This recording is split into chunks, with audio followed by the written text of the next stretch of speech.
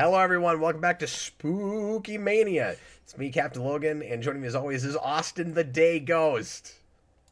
What's up? And also, we have my son, Jayson, Spooky. for a movie that I'm concerned might traumatize him. But we'll I don't see. get traumatized. We'll see what happens. We're gonna watch a pretty actually legitimately scary movie this time, Is Jayson. it the first one? The first Like legitimately, scary movie on Spooky Mania? What do you think, Austin? What have we watched that's... I mean, Texas Chainsaw probably. No, you're right. That Uh, was actually legitimately kind of scary. Yeah, then some of them are just like kind of old enough that like they were probably really scary like when they came out, but not so much now. Or if you're the right age to be scared by them. Like Child's Play 2 Yeah. probably scared me when I was a kid. But Yeah, it's not, no, that's true too. it's not scary now. But anyway, so 28 Days Later, tonight, which is a movie that made a real impact on me when it first came out. This was 2002, and I was working in a movie theater when this came out, and I saw it. I probably saw this early, Austin, because we did a lot of like midnight showings, like the night before the releases, and so I would have seen this like really late at night when I was already dead tired and I had to go to school the next day. And it actually legitimately kind of freaked me out, but was also the thing that made me kind of a closeted zombie fan. And it took me years to realize that I like zombie movies, but this is the reason. This is what starts all of that. Wow.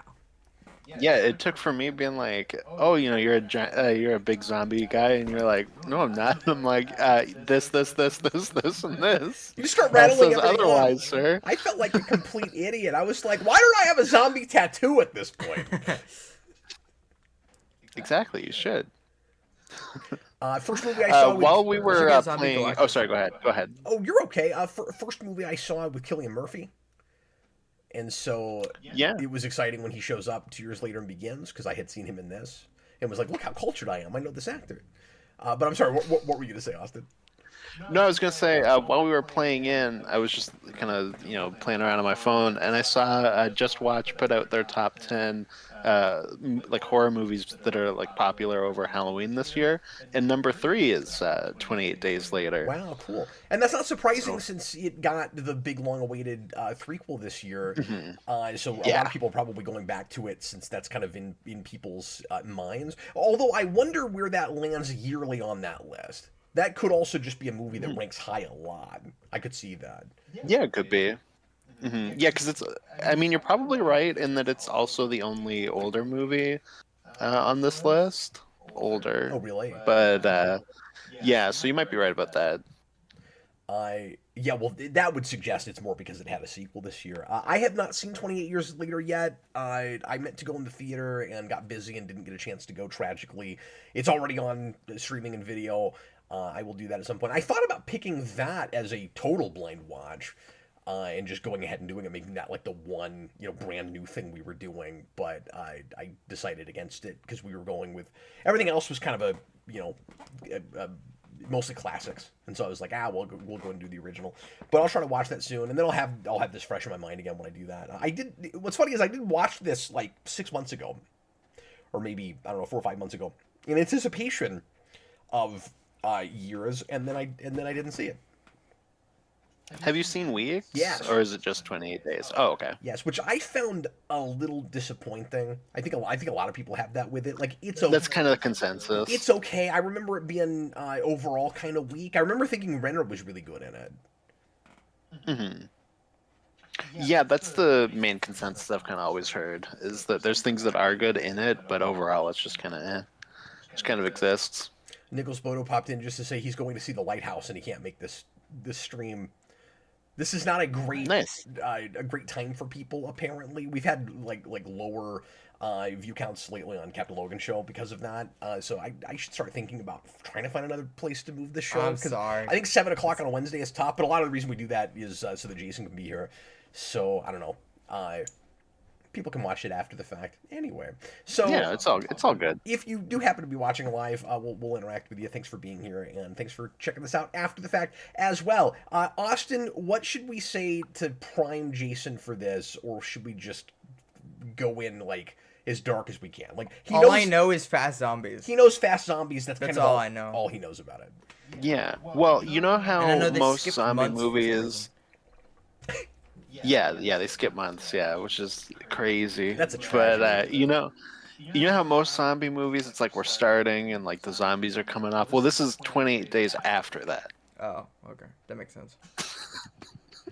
And you haven't watched or read any of this, but Walking Dead kind of starts the exact same way this does.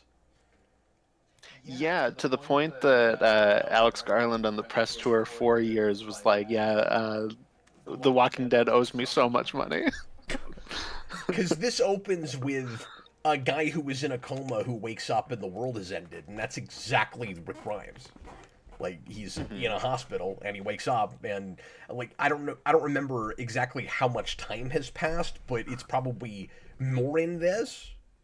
Like you're probably only a few days or a couple of weeks in Walking Dead, but I don't remember. It's been a while. Yeah, I'm not sure exactly. But yeah, like it is, the similar starting place. But this is also just kind of what Romero was for zombies at the beginning. For the fast zombies, it just kind of petered out after a point where people went, like let's go back to kind of what the classic ones were. But like in the moment in the 2000s, like this was huge because then you also have the Dawn of the Dead remake right after, which does the same thing. Yeah. And really kicks off the zombie boom in the 2000s. I found it really effective just because they're really scary. Like just the way they come at you, and a lot of shots of like right into camera. It's just kind of, and like the eyes and the makeup, like it's really creepy. The way they come at you, and obviously slow zombies can also be scary because it's like hordes of them. But that's kind of what sets 28 Days Later apart. Like it's funny that's what got me into zombies because it's not at all traditional, and some people even, like we were talking about last night, Austin, argue that this shouldn't count as zombies at all. But like you can quibble about it because they're not technically undead. And that's kind of the main reason that people like to say that they're not zombies. Well, because it starts the like kind of like rage zombie thing, which is probably like more like the technical term, I guess, that like people throw out for like the fast zombie thing. But yeah, I mean, it's just kind of a different way of doing it. In a way, it's almost like mixing the Romero zombies with Romero's other film, The Crazies, which is like kind of zombie-y, but it's like a different thing at the same time. Oh, interesting. Yeah, I've never seen that. Yeah, and that's a cool movie. Yeah, but I should watch that. But thematically, it's kind of cool, and I'm not gonna. And that's why I'm not in the camp that it shouldn't count as zombies or like cry foul on it or something, because thematically it's tackling a different thing than most other zombie things do, where it's not about group think and people being brain dead and just following the crowd like the Romero zombie movies are. This, like you said, is about rage. It's like societal rage. And but it does fit the idea that zombies are like inherently like a metaphor. Yes. Where like most zombie things are some sort of metaphor like that. But it is a metaphor for a different thing. Mm-hmm. No, for sure. And I mean, like you do have that with the traditional zombies, but like it is still sticking to that. Like they are pretty much just like a satirical kind of no, that's true. But I guess the point I'm making is I think it's more effective if they're going to be a metaphor for rage if they're fast. Sure, yeah. That just goes with the rage idea because they're like ravenous. Yeah. When it goes more into like the like virus sickness kind of thing. Yeah, which is kind of all we do now. Mm-hmm. Yeah, we go to that a lot now. Even when we go back to a more traditional looking zombie, we tend to do like the kind of virus. And a lot of the time we'll say it's a virus, but we'll also kind of play them like they're dead. You kind of have your cake and eat it too. Or it's a virus that... And you don't say the Z word. Yeah, it drives me crazy. Or you have a virus that kills you and then makes you undead. Mm-hmm. And, Yeah, exactly. And I feel like if we're going to get to the movie in a second, but I feel like if there's no chance at they're coming back and really being people again, it's kind of it kind of doesn't matter. Like if they technically are dead or not. Like there is that interesting existential question of whether they still have a soul, I guess. But beyond that, which is unanswerable. But beyond that, like if you're undead versus you're essentially brain dead and still like ravenous and attacking people, it's tantamount to the same thing at the end of the day, right? Like you kind of got to put them down regardless. Yeah. And it leads because a year after this is when Shaun of the Dead comes out, and I think there's like one line where it's like the news, and they kind of make fun of like, yeah, no, it's not like a rage virus thing. There's kind of like one line they throw in as like a joke about this movie. But yeah, this was huge. Mm-hmm. Yeah, no, it's giant. Well, let's go ahead and watch it. Jayson, brace yourself. All right. This is a rough movie. And I've actually seen like a proper horror movie this October, so that's true. Yeah, and the thing that I always that really grabbed me about this is it just felt more or less real as I was watching it. Nice. The way it's shot, especially, and using like lower end cameras and stuff. If it was shot more like a traditional movie, it's probably not as scary. Yeah, for sure. Which it has in common with Texas Chainsaw Massacre. Well, I think, yeah, like the new one's shot entirely on like an iPhone, I think, too. Oh, is it really? I didn't know that. Yeah, I think that's what I heard, but I could be wrong about that. Sorry, we've got a bit of an echo here. Or it might just be my headphones. Hold on. Okay, yeah, we're good.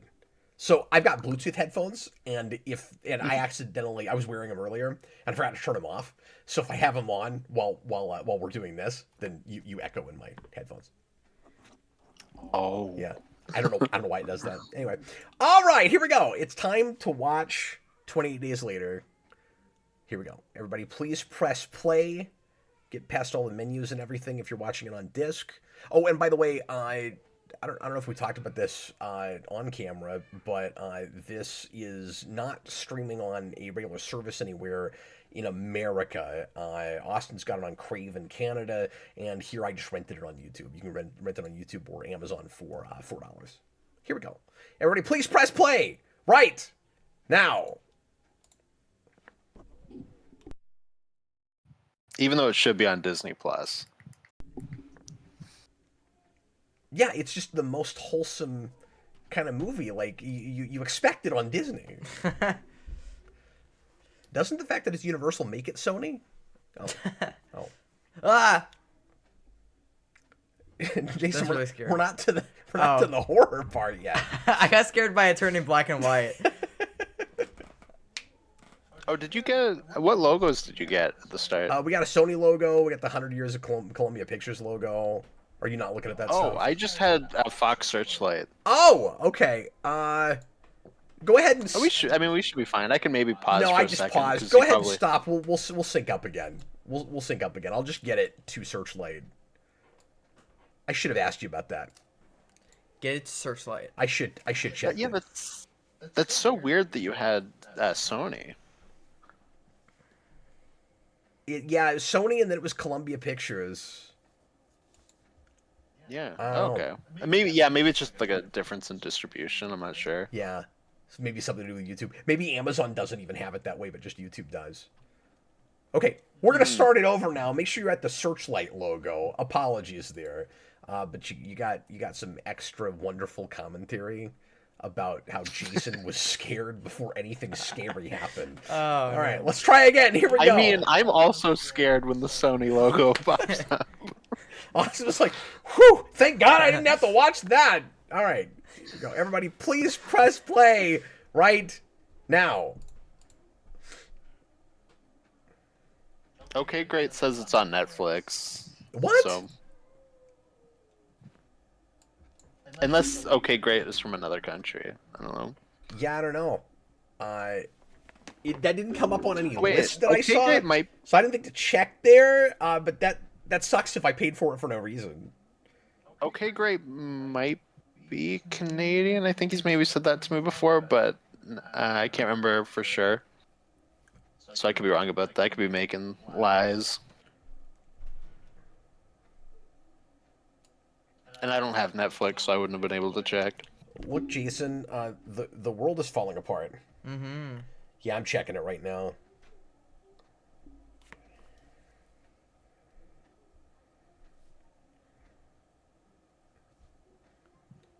On the front of Netflix, Austin, is Monster the Ed Gein story.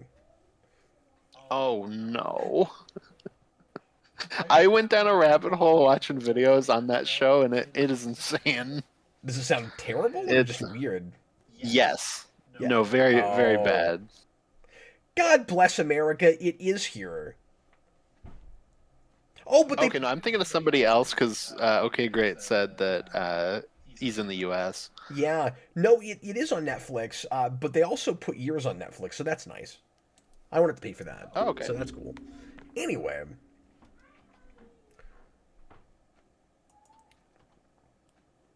Is that a chimpanzee? Yes, that is a chimpanzee. That's a metaphor for me watching The Cell.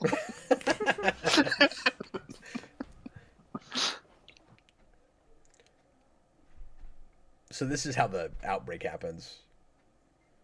It's just like the Planet of the Apes reboot. It is a lot like that, yeah. Yeah, this is actually just a documentary about COVID. Well, this is how the remake of Resident Evil 3 opens, and that came out like right when everything shut down in COVID. I remember starting that and being like, "Oh man, this is weird." Robert puts in a $5 super chat and says, I love this film. I find it as reflective of the early 2000s and its attitude as Romero's Night of the Living Dead was for the late 60s. I agree with that, but I also always have to remind myself how long ago this was. I mean, oh yeah, it's been 20 years now, and I have to like think of the 2000s as a period in time that is well in the past. Mm-hmm. Because I feel like my life is just shot through, like shot by Austin. Now this is a product of We're another already time. halfway through, more than halfway through the 2020s. It's Yeah, wild. it's crazy. Meanwhile, Austin was like 7.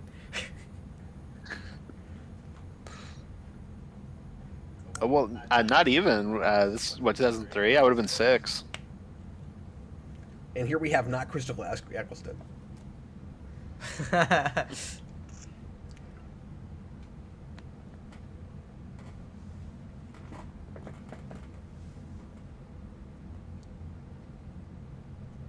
So Austin, I forgot how intentionally low quality the video is in this movie when I rented it a few months back, and I thought something was wrong with my projector.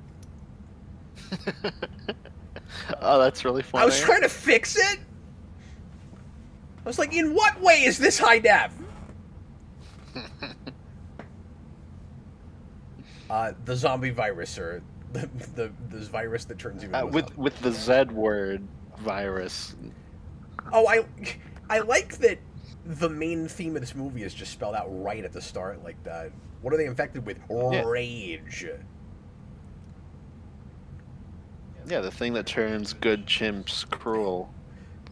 I'm not even complaining. I think that's effective. And I don't mean spelled out in the sense of like holding your hand. That's a case where it being on the nose, I don't think it's a problem. This reminds me, I went to the movies the other day and I got this trailer, and it was a movie I'd heard about beforehand, Ugh. but I like had just seen the trailer in the theater. They're basically remaking Cujo, but with a chimp. So it's like a family and their pet chimp, and then the chimp gets rabies and attacks the family, and it's like, but who has a pet chimp? Who can relate that to works this? That works in Cujo because it's a dog and it's relatable. And in the trailer, there's a part where they're hiding, like in their pool, and the chimp is on the side of the pool with his little iPad that like allows him to talk, and he's like just typing letters on his little tablet, and it's like, what are we doing here? We're all gonna go home and have nightmares about how our chimps are going to attack us. Exactly. Hey, that's the name And of that's the 28 movie. days later, yeah. So we have a title that's based on a timestamp. Can I just say I don't like that it's like small text at the bottom right when it should be 28 days later. ... I'm telling you, the Rousseaus were there's no dots. There's no dots. The Rousseaus were very innovative. Oh, there's nudity in this movie. I should mention. Oh yeah, I can see. I didn't warn you about that. I know. There's a naked man in this film. Killian, we didn't need to see your Murphy. Yeah, I can think of a lot of other actors that the first performance I saw them in, and the very first shot I saw of them, I saw Was so all of uncovered like that. Yeah, I don't remember that happening before. Dude, that Monkey Cujo movie sounds hilarious. Yeah, I was describing it to John, and he was like, "This sounds like the greatest comedy," and I was like, "But the trailer didn't play as comedic." They think that's very serious. Yeah. Yeah, I want to say it's a Blumhouse movie, but I could be wrong. Yeah, how could that possibly resonate? It's like, okay, the moral of the story is don't have a pet chimpanzee. Like, does that end Yeah, up it doesn't in a, even need to get rabies. Just don't have a pet Yeah. chimp. Does that end up in a roundabout way being a kooky metaphor for dogs people shouldn't own, so you don't make it a dog? You know what I mean? Where it's like, yeah, don't have giant, like, Rottweilers or whatever. Yeah.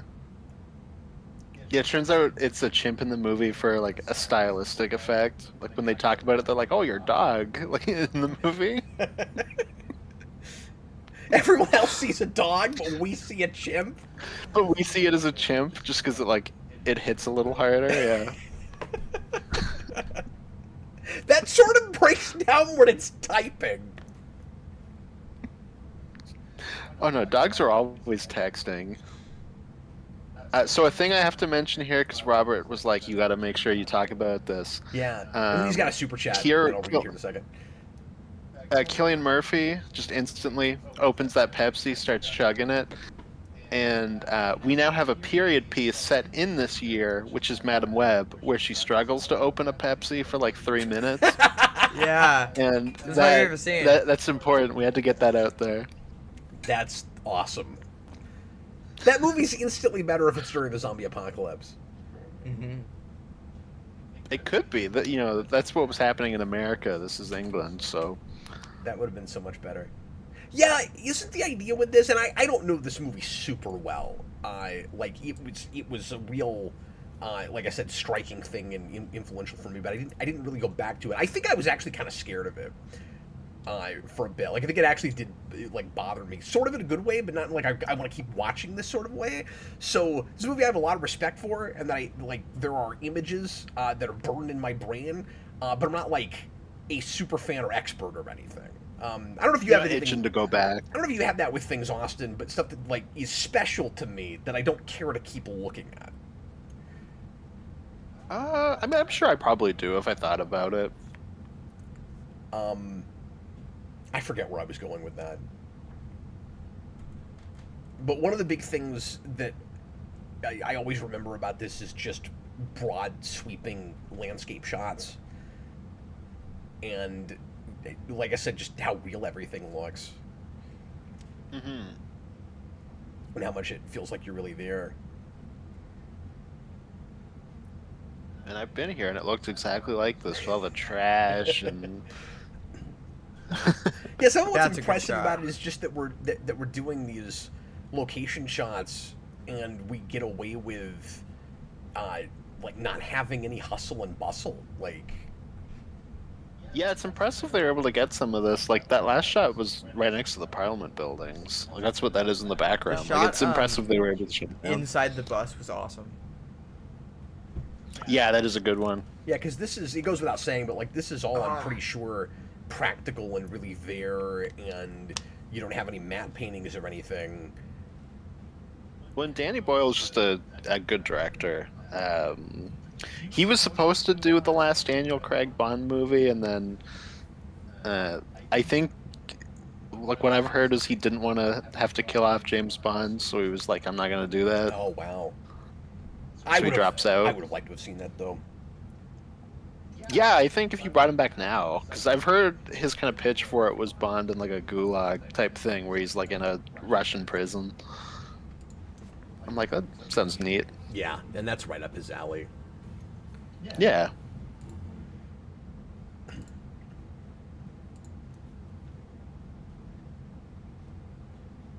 Oh, what I was gonna say is I remember later in the film, Austin, somebody claiming that the virus doesn't go past Europe, but I don't know if that's just an assumption someone's making, or if they're lying, or if that's actually true. I can't remember.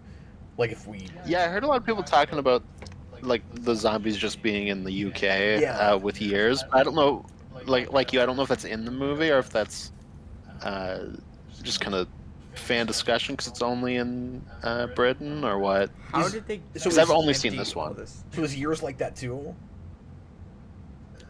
That's what I would imagine. Okay. Because, like I said, I heard a lot of that with the discourse around years.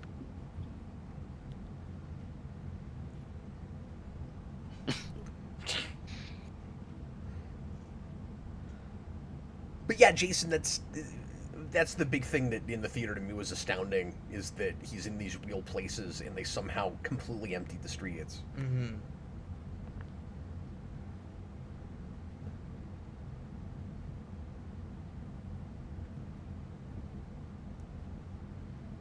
And I kind of wonder if part of the reason that he goes for this low quality footage is just to prove it to you. Like we're really there. If it was crisp, high def film quality, you could put in a matte painting and maybe make me buy it. It would be a lot harder to get away with that with this film quality on these cameras. John says he thinks that the sequels do establish it's only in the UK, but Years also ignores Weeks entirely, Oh, does it? I didn't know that. which makes sense because you don't have any of the creative team from this on Weeks, and then they come back for Years, so like that does make sense that they kind of come in and just kind of clean house. And that's probably why we don't have months. So yeah, that makes a lot of sense because then they would have to dignify weeks, Yeah, exactly. or you'd be a lot more confused. So basically, they have a Halloween situation, except there was not a whole franchise in between. There was just one movie, and then they've axed And like if everything except for the first movie, except there was only one other movie. if John Carpenter actually came back and made it, yeah. All right, sure, that too. But it's going to be interesting because Danny Boyle directed Years, and he's directing the third one, but he didn't direct the second one. But all three are Alex Garland. Yeah. So that's got to be like a big money shot, right? Oh, with the Like, that's a shot people talk about, with the right? swear word on the wall. Yeah, I feel like that's. I don't know, that shot always stuck with me. I don't know if people talk about it.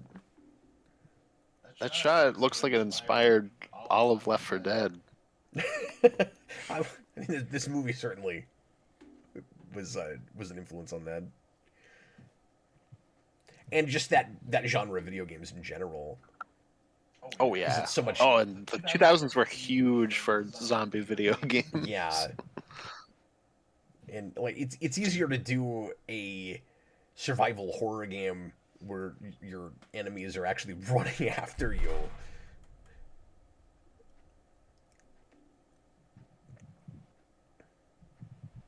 And making that kind of scary.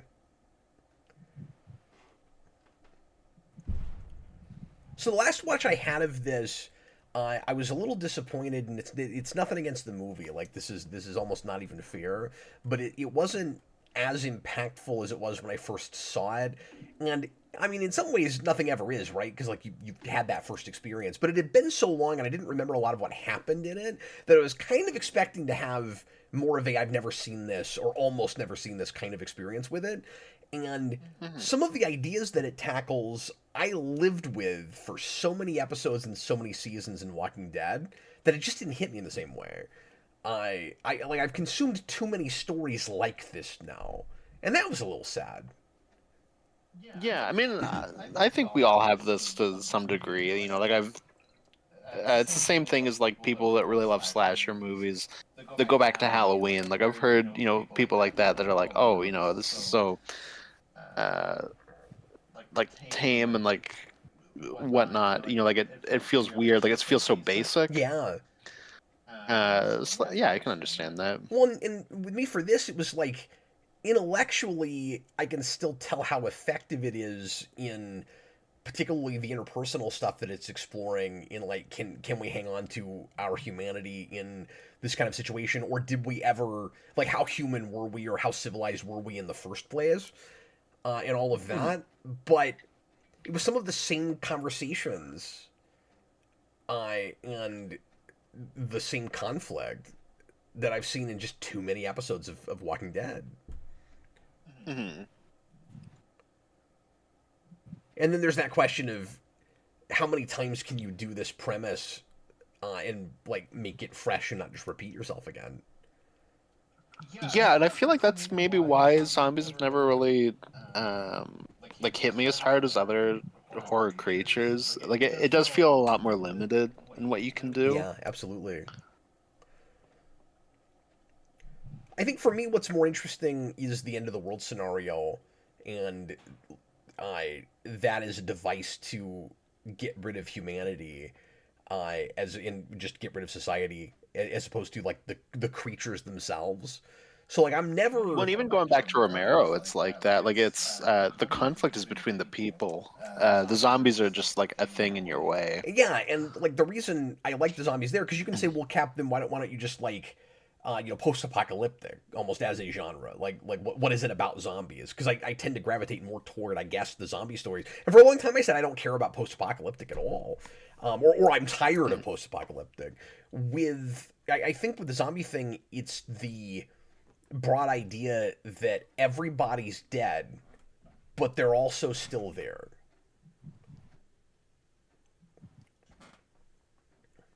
Where you always have that kind of ominous reminder of the hubris, the mistakes that humanity made that got us here. And, like, that's what's scary about it to me. No, it makes a lot of sense. Like, it would almost be easier if you were the last man on Earth and there was nothing else around you that looked like you. And the fact that the things that want to kill you used to be human beings, it's just really sad. It's just really messed up.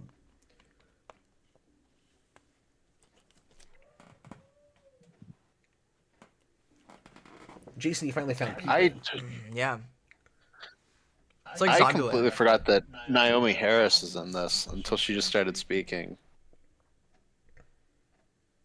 Well, yes, you could argue that Zombieland is a parody of this kind of straight up. Mm-hmm. I mean, it's definitely looking at some other things, but it does have, if memory serves, the fast-moving zombies. And it has that... Yeah, I think so. Doesn't it? I thought. Yes, actually, yeah, no, I thought about it a little harder. Yeah, it does have running zombies. Because it also does hordes, so it's kind of both, but I think the hordes can still go fast. Well, and that's also post the 28 Days remake, the Dawn of the Dead remake that is after this, which kind of merges them. Sure. But Jason's right that the story formula is pretty similar. That, like, you're on your own trying to survive, and then you run into a group of people, and then you put together a team, and then you see if you can survive. And then you find Bill Murray. The difference, of course, because you haven't seen this whole movie, is spoilers. We will pick some people off. Like, not everybody's going to survive. Yeah. And of course, that's that's not a straight up horror movie; it's a comedy. So it keeps our actual cast alive. Yeah. Everybody actually makes it in that movie. Except for Bill that Murray. that you care about. Yeah, because I care about Bill Murray. no, I'm saying the supporting cast. Yeah. We keep the team together. I gotta watch that movie again. And then it also got like a decades later sequel. That wasn't very good. No. It had a couple of moments, I guess. And that cast is good, so it was sort of fun to see them together again. But overall, they didn't have a script.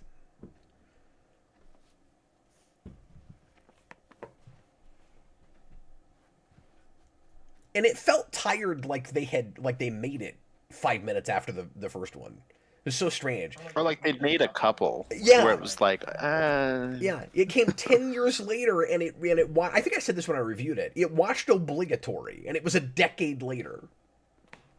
But I feel like comedy is bad for that. Like the decades later sequel that feels obligatory like that, where it's like, man, I don't know. Here. Of course, we made this Actually, we made a couple of those.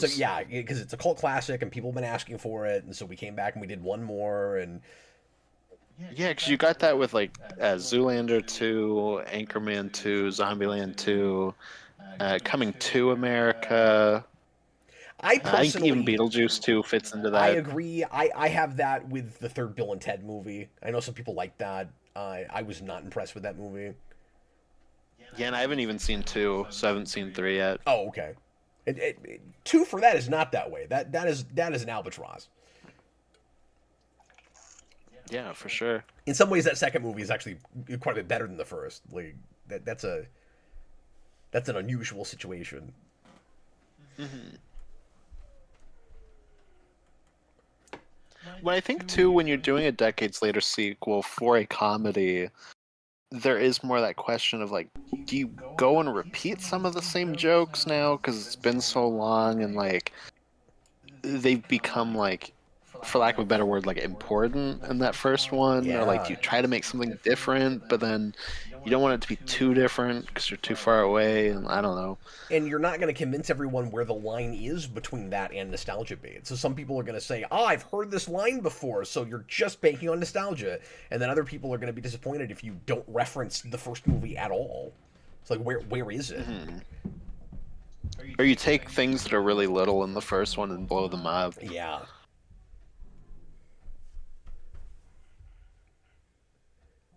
Yeah, Ghostbusters Afterlife has that a little bit.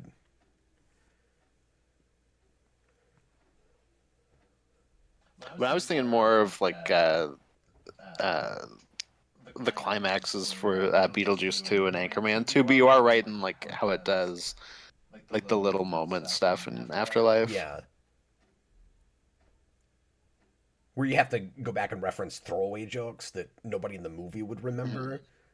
Like, I don't think it makes sense to ever say the word Twinkie in a Ghostbusters movie again.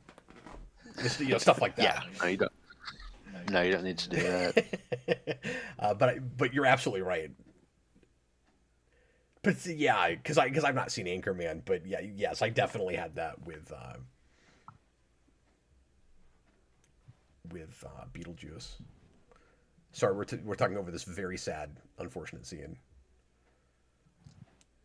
Now we went into like a full GNN topic. I know. Jason's just trying to watch this scary movie. Yeah, I'm sorry, I'm not talking that much. Oh no, you watch the movie. Okay, I've never seen this. So what we're doing is we're letting you enjoy this film, and we're creating content. Yeah. All at the same time. All at the same time.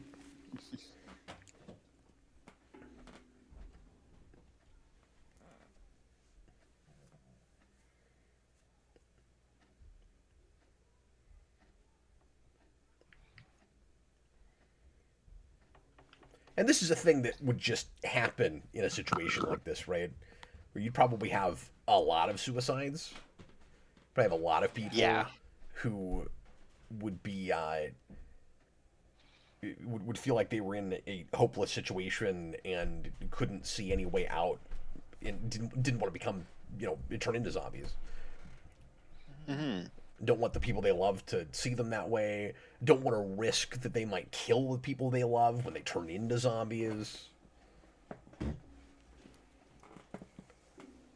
Or in a situation like that where you're just elderly, and you go, Yeah, like you have no chance at that how do I point. really want to go? Because yeah, I'm not surviving this.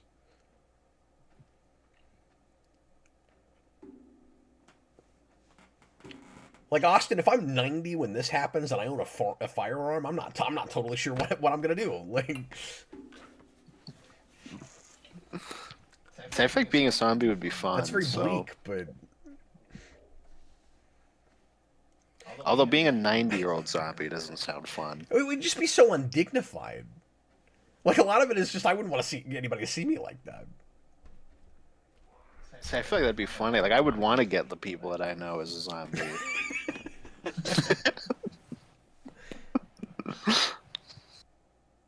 This is why I want a Robert or a John on a commentary like this, because I'm trying to have a serious discussion here.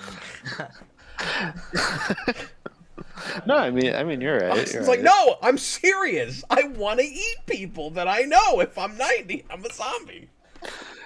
No, last time I had a dinner at my dad's, he was like, "What would you guys do, like, if you were in the zombie apocalypse?" And all my siblings, they're like, "Oh, like I would do this, this, this," and my dad goes, "Yeah, I feel like I'd kill my neighbor." And we're like, "Oh, why? Because he's a zombie?" And he's like, "No, just like what? When else would you have the chance to do that?" It's like, okay, Oh, look, Jayson, it's Selena. fair enough. Miss Selena.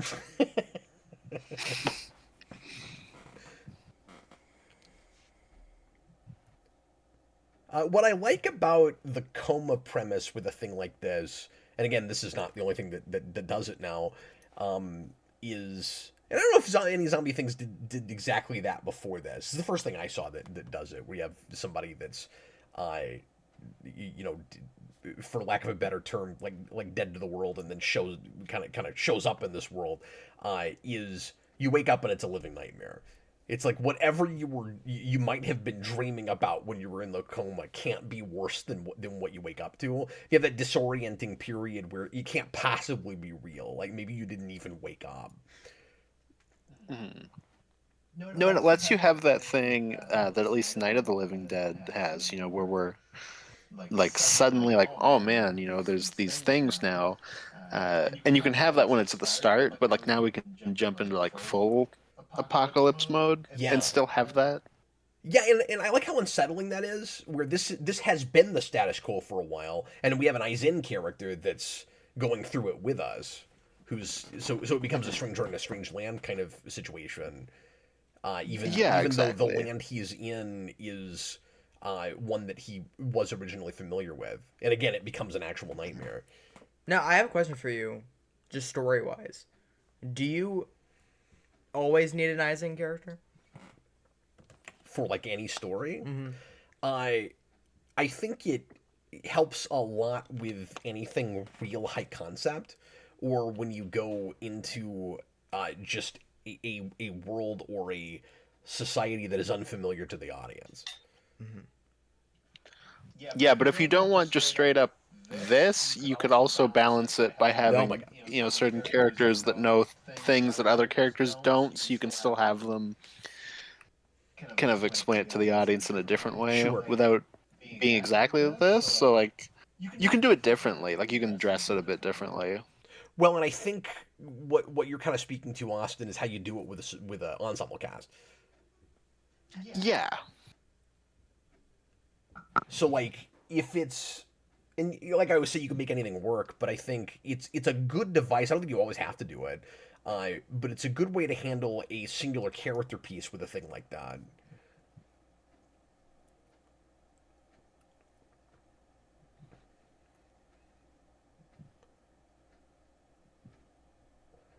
But in some way, you need somebody that can bring you into the world. Um,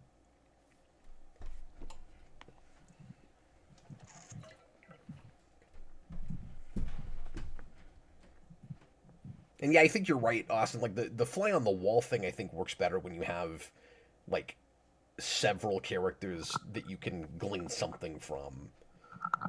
Mhm. Yeah, exactly. But you look at something like Blade Runner, you're kind of just dropped into that world, right? Like you don't have exactly an Eisen character. I mean, you have somebody that you're following, that you're learning about the world through, but he knows everything. He's not. You're not like figuring it out along with that guy. No, The but and mystery I've only part. seen it once and a while ago. But I do feel like you get like a bit of what I'm saying, where it's like he'll meet a character that doesn't know anything about like what he does, so like he'll explain it a little bit to them. Just like you get a bit of that. Absolutely, yeah.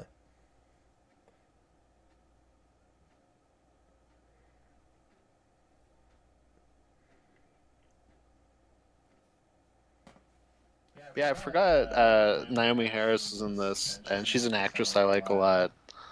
Um, and then she unfortunately gets to be in Venom too. I know. That's sad. This is one of those movies where if you know actors, if you've seen some of these people and other things, you might go, "Oh, I didn't know that person was British."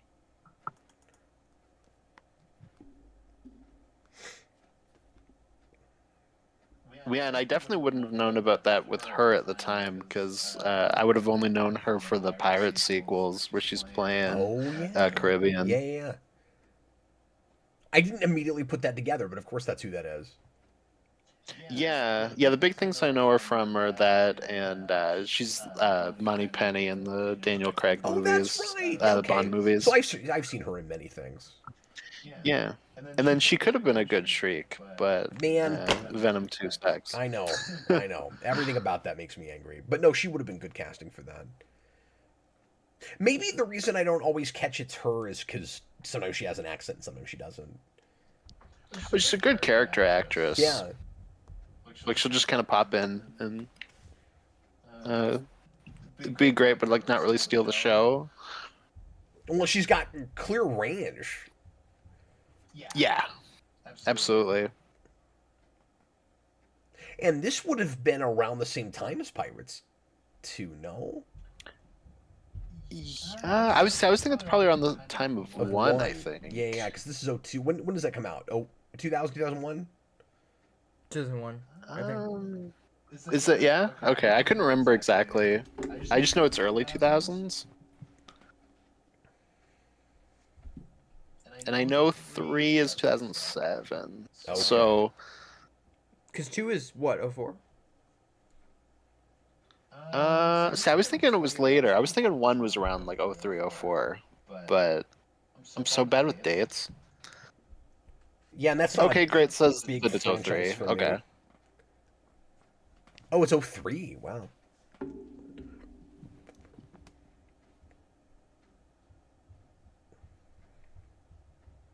I think Lord of the Rings throws me off with the Pirates movies.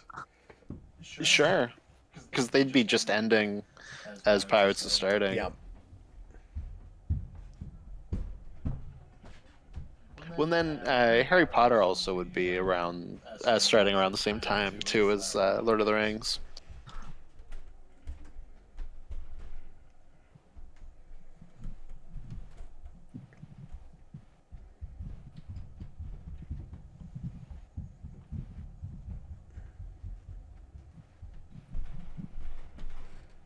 Jason, are you scared yet?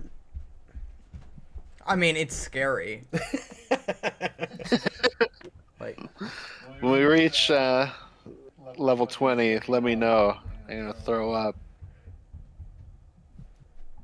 The stuff that really unnerved me in the theater hasn't come up yet. I mean, we've got like a general atmosphere, of course. Yeah. Of, oh God, what's gonna happen? And like the suspense building in this is fantastic. And you're never lulled into a false sense of security in this. Like there's no cheating. It's never like it never does that. Oh God, something bad is about to happen. No psych kind of thing. Like even when nothing is going on, you know the other shoe's gonna drop at some point. Yeah, and that initial trailer for years is like one of the most unnerving things I've ever watched with that the track they play over it. They did such a good job of advertising that movie. Hmm.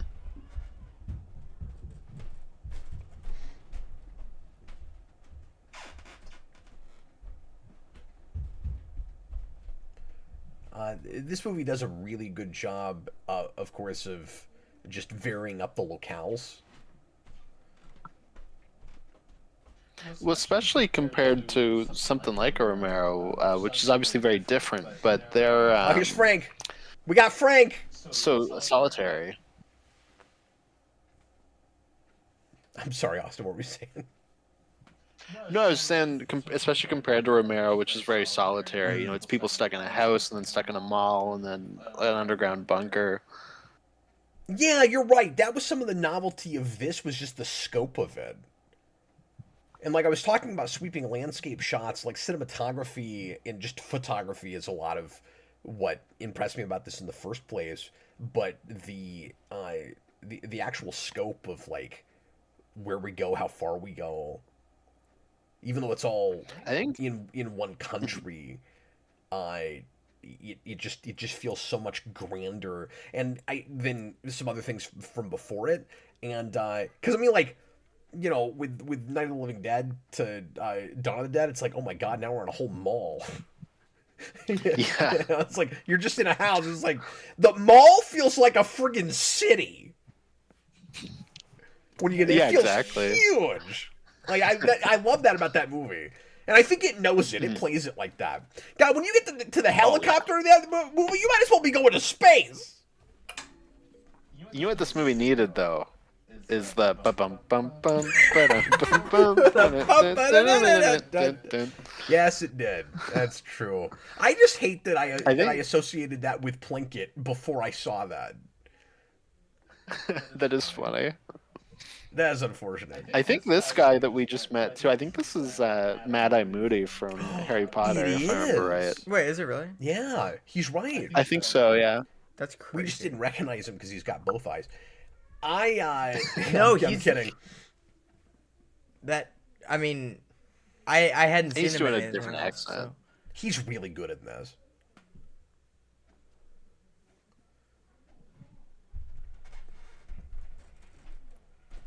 Okay, great. I always forget this is technically a Christmas movie. Me too.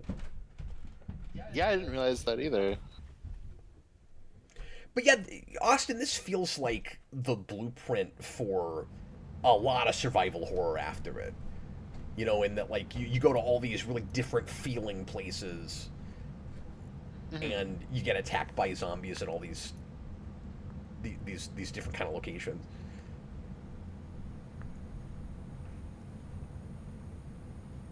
Yeah, there's so many things after this that would not have happened. You know, even going a full decade later, where I think even the World War Z movie is really looking at So many this. cool shots. Mhm.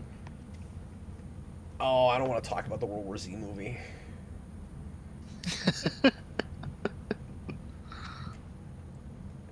That is like the antithesis of this to me. Have you seen that? So I was visiting my grandfather in like 2014, and he was like, "I watched World War Z after I read the book. It's awful. Let's watch it tonight." And we watched it. I assume you hadn't read the book. No, I've still never read the book. How does that watch just as its own thing? Like maybe it's slightly better. I don't know. It's just really like generic. That's what I thought. Which makes it worse if Yeah. you've read the book, because it's such a cool way to present that that story in that world. It's like, why would you even bother making it as just a typical straightforward No, narrative? that It's ridiculous. as an adaptation, that should be like a parody of like Netflix true crime shows. Yes. Like, that's how you adapt that book. Or at the very least, just a documentary of some kind. Yeah. But yeah, no, you're so spot on with that. I never had that thought. It should just be, because World War Z is oral history. It should just be a bunch of people like interviews that are interspersed with alleged like on location footage of stuff happening. Mhm. Yeah, I guess if you were going to do it as a movie as opposed to a show, like what I'm saying, it would be more like what Blair Witch was supposed to be, where Blair Witch was also supposed to be like a faux documentary, Yeah. and then they went, "Oh, this like forest footage is better than anything we got. Let's just make that the And movie." then you could crib some dialogue just directly from the book because you're speaking to camera, and so you just use actual characters that are there, but you craft more of a streamlined narrative around all of it. Mhm. You would want to adapt it, certainly. I mean, you'd still want it to be a movie with more of a through, I think, unless you did it as more of a vignette film, which could also work. And World War Z kind of reads like a series of vignettes. Mhm. This is smart. Well, that's part of why I was thinking like as a show. Yeah. No, that's a way better idea for a show. But yeah, that's smart to put a bunch of buckets on top of the roof to grab the rain. Mhm.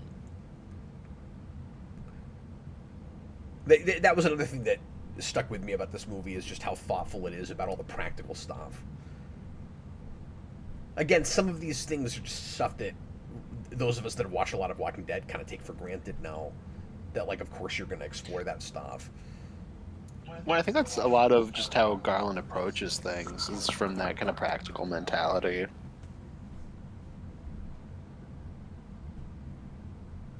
He wants you to feel like you're really there and like it's actually happening. Yeah.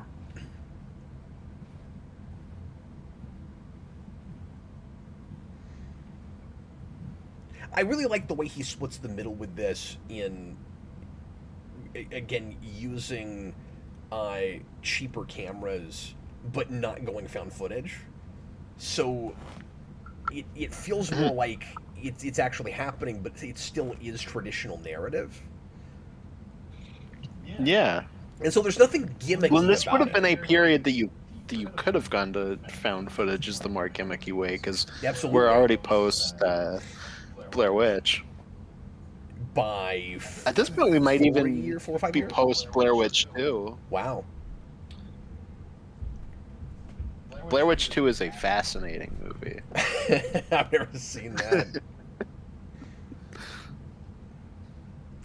But yeah, there's nothing meta. There's nothing gimmicky about this choice. It just puts you more in it. I guess the only thing that feels kind of novel, and I wouldn't even say gimmicky, is just that it's proving to you that they're really in these locations. Yeah.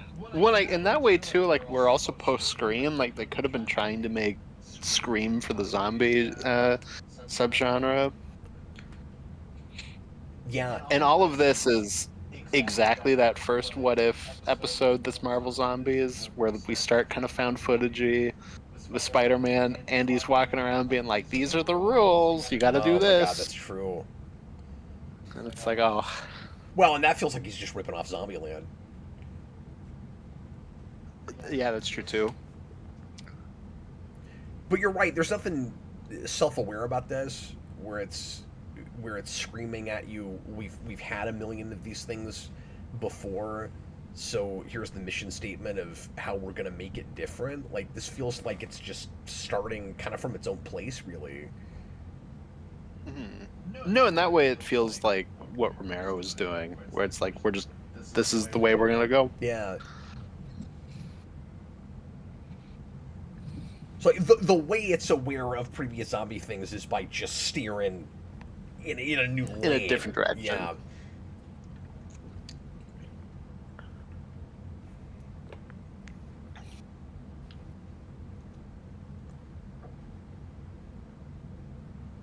No, and I mean stuff like this also allowed Romero to come back and do Land, and then unfortunately the sequels after that. But people at least like Land of the Dead.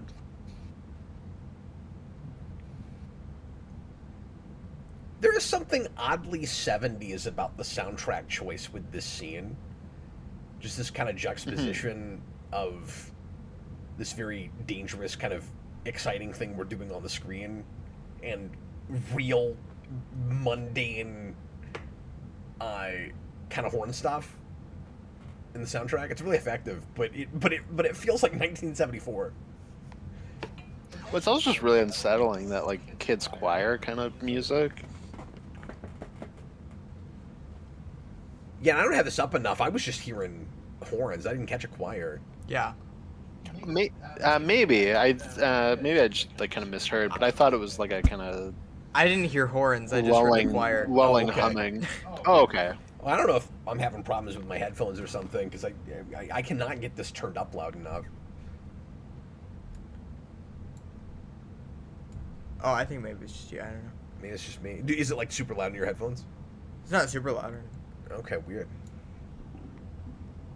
Maybe I can Like go... right now, it's loud. Oh, I can go louder here. That's why. Anyway. Well, and also, like I said, like it was like a lulling hum, so it was like I could see it being like, oh, this is like horns. Look at all these rats. Damn London. And again, you just think about the real things they had to do here. It's like, it's... Austin, it's Nosferatu all over again. Exactly.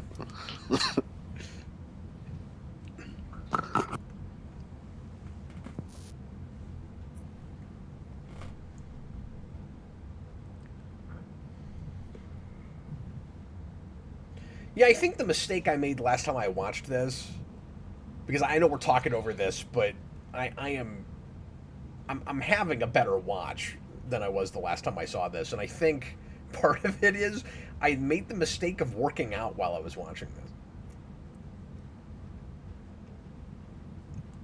Oh, well, it's like you're running from zombies. That's true. That's true. There was a little cardio in there. It was mostly weightlifting, but... That was for that new Stephen King movie, The Long Walk. They did like a special screening where they put you on a treadmill and you have to walk That's at a great at 3 miles per hour the entire movie, and if you stop, they just kick you out of the theater. That's insane. So that's awesome. Welcome to Budgins. Budgins? Is this the grocery store? It's Oh, we're in the British, grocery it's not store real English. scene. There's a grocery store scene in Zombieland, In isn't there? Zombieland, yep, there sure is. Yep. That's I where they only bring saw out that the head clippers. And I think Zombieland kind of does this where they just run around and they're having fun grabbing food, except they kill a bunch of zombies in the grocery store. Yeah, they do. Yeah, because I think, like I said, I think that's where the hedge clipper part is. Yeah, sorry I missed that you said that. Yeah. No, it's okay. I've now turned this up loud enough I can hear it. Which makes it harder to... But yeah, I think I made a mistake working out during this. I think you really just gotta sit down and just... That's all you're doing. You go with the flow. Let it wash over you. And of course, yeah, we're talking over it, so it's still not exactly that experience, but I'm more focused in a way on it just because we're talking about it.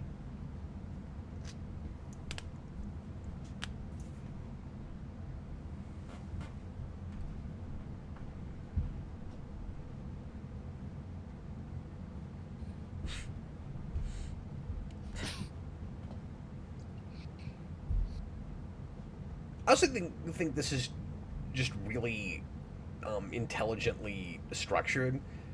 Like, our new characters are added just when we need them. Mm-hmm. No, and that seems like right out of Dawn of the Dead, where they're just kind of playing around in the mall, and it's good levity. It just here's a nice little moment where we're just getting to be people and have fun in this horrible situation. It's a nice moment. It's also important that we're seeing them bond. Yeah, that too. These characters are getting to know each other. They're getting closer to maybe becoming a family. Okay, I thought there was gonna be something more to that grocery store scene. Like after you said that, I was like, oh, okay, that's just a nice scene. Okay. It was really missing throwing pies at zombies, like in Dawn of the Dead. I know. I just like how that scene is shot. I like how all of this is shot, but No, I know that's just a small scene. You know? It's not like Zombieland where we spend a lot of time there and we're killing a bunch of stuff. But for whatever reason, that's a scene. It's slight, but it always stuck with me. Mhm. I will admit to have remembering that lasting a little bit longer than it did, but that scene always stuck. You made it seem like there were like zombies gonna be showing up there and stuff. I was trying to throw you off. Yeah. Now it's the iconic filling the truck up with gas scene. John, I wish I was watching Dawn of the Dead. We're just gonna do this for every scene, just to make you be like, "Oh man, what's gonna happen?" Oh man, it's the iconic siphoning the gas scene. We're siphoning. That is the most special siphoning moment in film.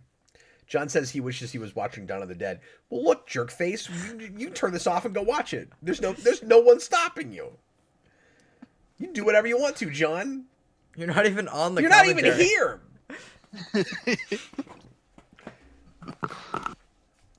No one is forcing you. No, I like that movie a lot. And you still haven't seen Day, right? No, the third one. No, I've only seen those two. Mm-hmm. Yeah, Day is really good. It's kind of the black sheep of the trilogy, but it's gotten more love as time's gone on. 28 Days of the Dead. Oh, Exactly. I forgot about this scene. Oh man, it's this scene. It's this iconic moment. Well, it's not iconic. It just bothers me. It's just That's what makes it iconic. The dead baby shot, man. I just. Ugh. Did you not catch that? Yeah.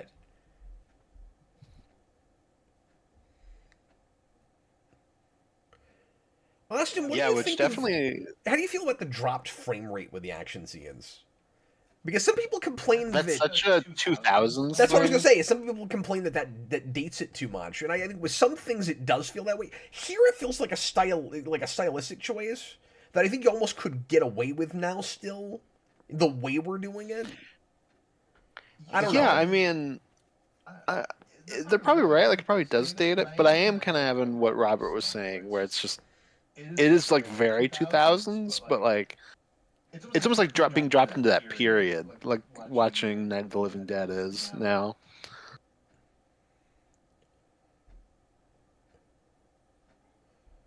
I just think you can make an argument for how it contributes to the rage idea. You know, because it's so jarring and jerky and. Mm-hmm. No, that's fair. I don't know if he's doing it because it was at all because it was a popular style choice right then. You know, and it might become more of a popular style choice because of this movie. I don't know. I mean, we're only in '02, and so I don't know how much is really done that yet. Lord of the Rings does it a lot. Okay, good point. That's like one of the big kind of dating things that Lord of the Rings Good has. call. Peter Jackson like really likes doing that. Like, 'cause his King Kong has it quite a bit too. I could see him claiming to come to it on his own for that, like I said, thematic reason.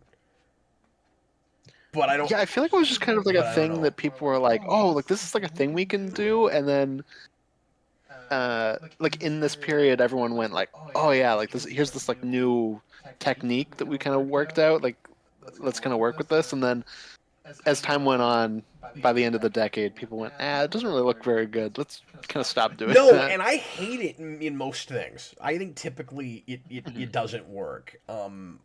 Yeah. I think it's really effective in this. Yeah, I think it depends on how you use it. Like, I think there's a part in the first Lord of the Rings that does it when the Uruk-hai are being born, and it feels very jarring in a good way. And then I think the way they use it in King Kong, where we meet the natives, kind of works too. Okay. So, like, you can do it, and it works, but not always. See, that's another nice moment. I think Freddy vs. Jason does it quite a bit, Yes. too. Well, and I actually watched the Red Letter Media video about that movie the other day, coincidentally. It just came up in my feed. And they talked about how... Well, and you're right, that was like, what, 98 or 99, and we were already doing it. So, No, Freddy versus Jason. where's That's that? 2000? that might be this year. That might be like Oh no, you're right. It 2003. is a little bit later than I'm thinking. Yeah, yeah. So, Yeah, maybe 2004. yeah, I forgot that is always that. But anyway, I was surprised to learn from that video that that's not a technique that you do in post. That it's in camera. Oh, okay, weird. That you're shooting at a like under exposed frame rate. Oh, okay, it's Or not yeah, exposed. I don't know what the right word is, but like like the shutter speed. the shutter speed's different. That's what it is. Yeah. Uh, Oh, okay. John says Freddy vs. Jason is 03, so it is the same year as this. but I love that I thought this was a this two. is 02. Oh, I thought this was 03. No, Okay, my bad. This is My the bad. year before. So I thought for a long time this was 03 because like I said I'm working at the movie theater when this comes out, but I was there from 2 to 3, and Oh, okay. this was summer or fall. I can't remember. I don't think we're into the winter yet. There's all these things I have to look up now. Well, because you saw I'd imagine Nemesis this is while you probably were- around the Yes. winter if it's like kind of Christmassy. I'm sorry. Say again. I'd imagine this is probably closer to the winter because it's kind of Christmassy, but sometimes we don't release things based on that. So Yeah, you'd think I'd remember that. No, it was June 27. oh, okay, so they released years. Like, Oh no, almost the that's exact time. that's why. That's why it was 02 over there. It was 03 here. Oh, okay. That makes a lot more sense. That's Yeah. why I saw this in the summer of 03. Okay. There you go. This And so it was November of the previous year there, so the release date made a lot more sense for the material how UK got it. so is this one of those movies that Yeah. you watch at Halloween and Christmas? Yeah, it's just like Nightmare Before Christmas. It works either way. You split the difference. You watch it in November. You watch it on Thanksgiving. You That's watch when it in watch July, You watch it in June. June. Oh, is that when? Yeah. Here. Christmas in July. I have this strict rule where I only watch movies the month they came out. Mm-hmm. It's very important to me. Pretty cool. Specifically the day too. You're like, if it's not the exact day, I'm not It's watching gotta be the it. exact day. I've always wanted to do a year where it's we gotta like, do that with 89 for 89. Yeah. I gotta find out what the exact release date was and make sure that one of those commentaries is that date. But I'm sorry. What was it? Yeah. I want to do that with like Star Trek or something where I watch all of Star Trek, but it's like the episode, like a whole year where it's like the episode that came out January 1st, and then like Yeah, like you pick like those like 2 seasons that like you would get through that year. Yeah. And See, that's a cool That'd be an YouTube interesting channel premise. idea.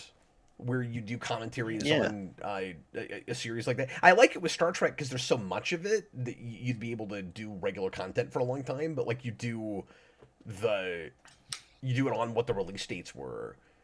And so then when you get into, is that what you're talking about? So Yeah, like then when you get into like TNG and DS9, you're watching it twice a week on a lot of weeks, and then you get the DS9 and Voyager, you're watching it twice a week on a lot of weeks. but That'd be it's fun. interesting because if you do it all of it in one year, then that gets crazy because Yeah. you're doing like a ton of different seasons and you're jumping around. It could work though. And then you get like the movies in the summer, you get like this big break. Real quick before we get too far away from it, though, I just wanted to mention I really like that horse scene, and I think it's kind of important. The idea that like animals are not being affected by this virus, and so the world will move on without us.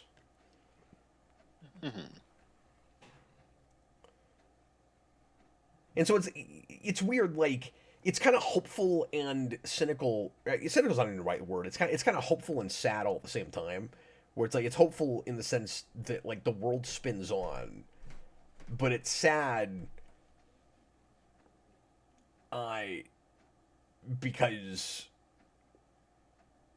like we may not be around to experience it.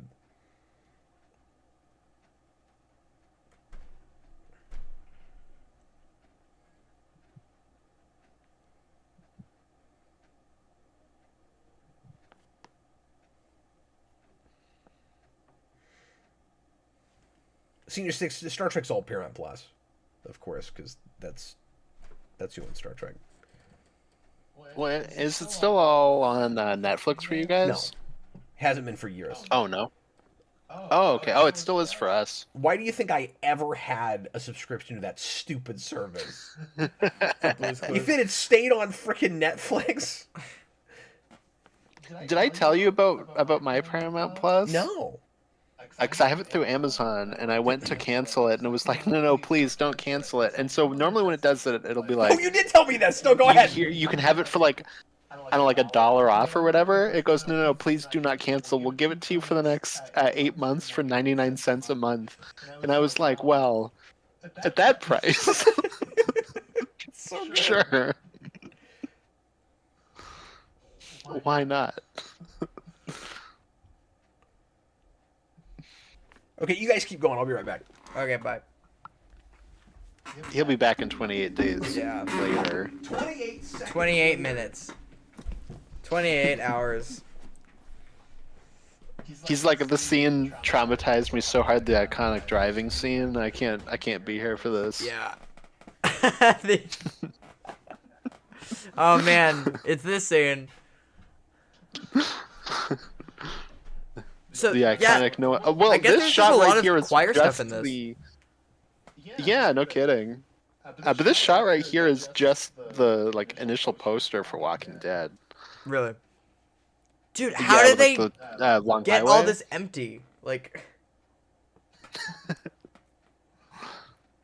I think I know some of it. It's like they filmed it like really early in the morning. Like I Okay, yeah. think with the Parliament shot, like it's probably like 5 o'clock. Like the sun's just come up, yeah. and like you have that. The South. All right, we're going to the The south. South. Going to Manchester. And Birmingham. Oh, Oh. I've been to both of those places.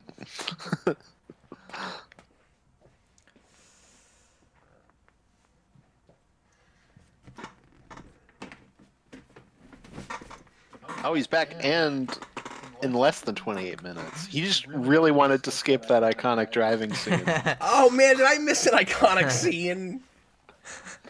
You missed the initial poster of The Walking Dead, Cap, where it was like the highway shot with like where you see both sides Oh of it, yeah. and they're driving along. Man, this does have me actually kind of wanting to watch some Walking Dead, like the first 2 seasons.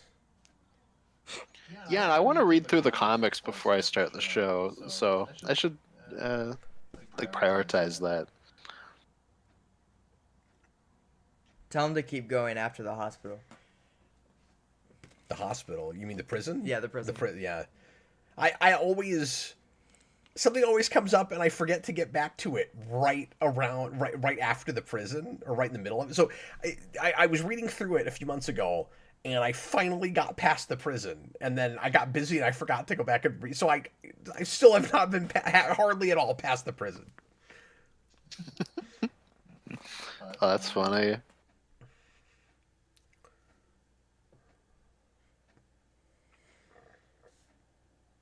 I feel really bad for missing that iconic scene.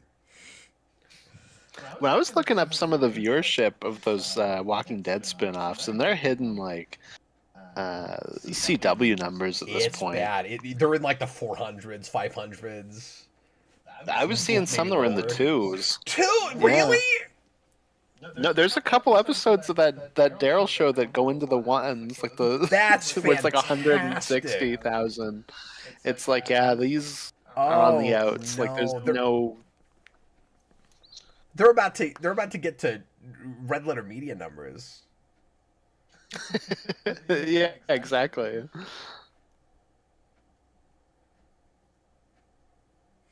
No, I'm convinced that the trajectory of Walking Dead on TV is why Kirkman is a showrunner for Invincible. Where he's like, yeah, I don't want that to happen again. Actually, what am I talking? They're already less than Red Letter Media numbers. Mm-hmm. Because you're talking about 200,000 viewers, right? Like total. Yep. on broadcast. Oh my god, I wasn't even thinking about it right. Yeah. Yeah, I think that Negan show is like 300 and something, and then the Daryl one is like 200 and something, sometimes dipping under. I've seen some clips But of the Negan show, and it's just all the dialogue's so on the nose and kind of stilted and that is a shot that's always really bothered me. yeah. Is the blood Oh yeah, 'cause you have an dropping into eye his thing. Well, and immediately I you don't know like where this that. is going. It's like it hits me in a place every time. Because I think the movie does a really good job of making you really like this guy. He truly is Mad Eye Moody. He just got his iconic Mad Eye. Yeah, he's gonna get Mad Eye Cow disease. You know, they're like, don't worry, we found a way that can save you, and they just put that eye contraption on him.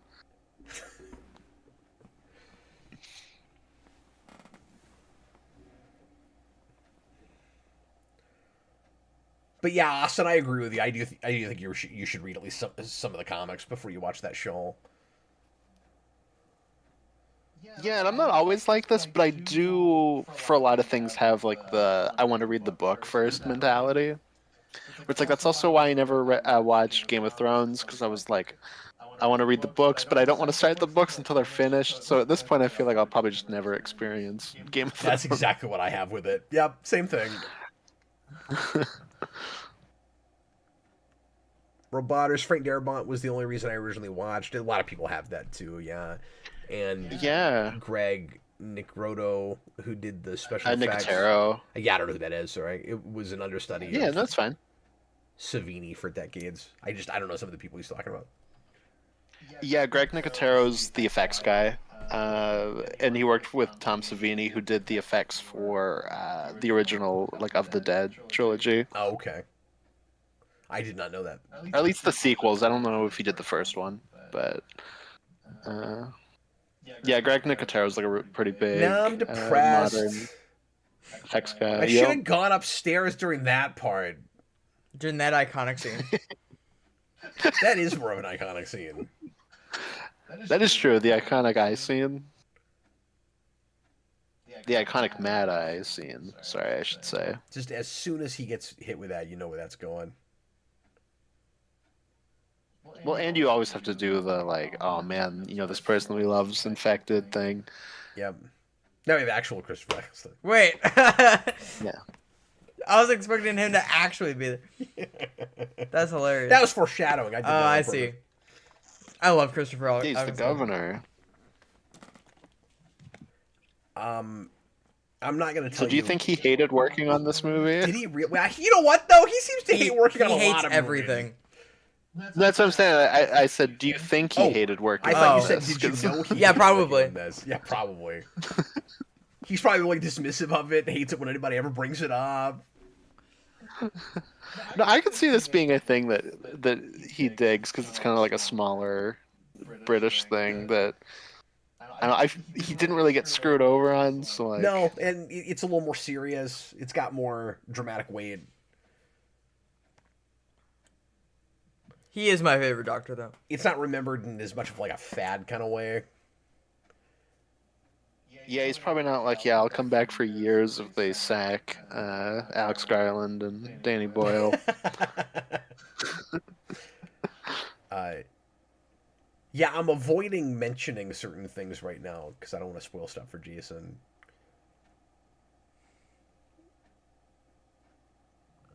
I was gonna say something. Oh, about you mean him, like but how I wanna- Dumbledore dies in the sixth Harry Potter?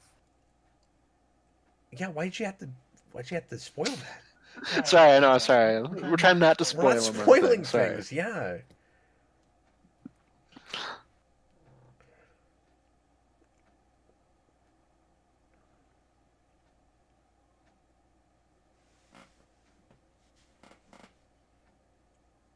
You know the Statue of Liberty shows up at the end of Planet of the Apes. I'm sorry, we're not spoiling. We're not spoiling things.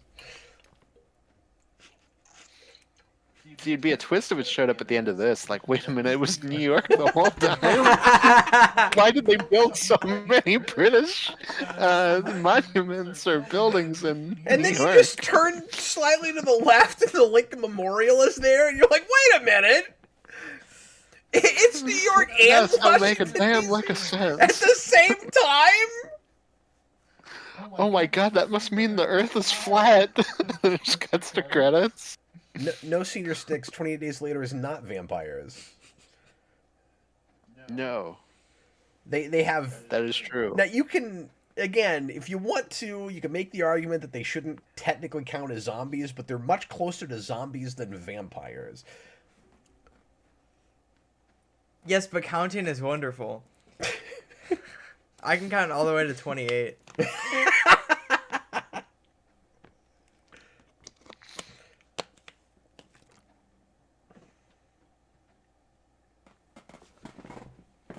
I love that it's an idea. It's like you know 9 and you know 19, but you don't know what comes after 28.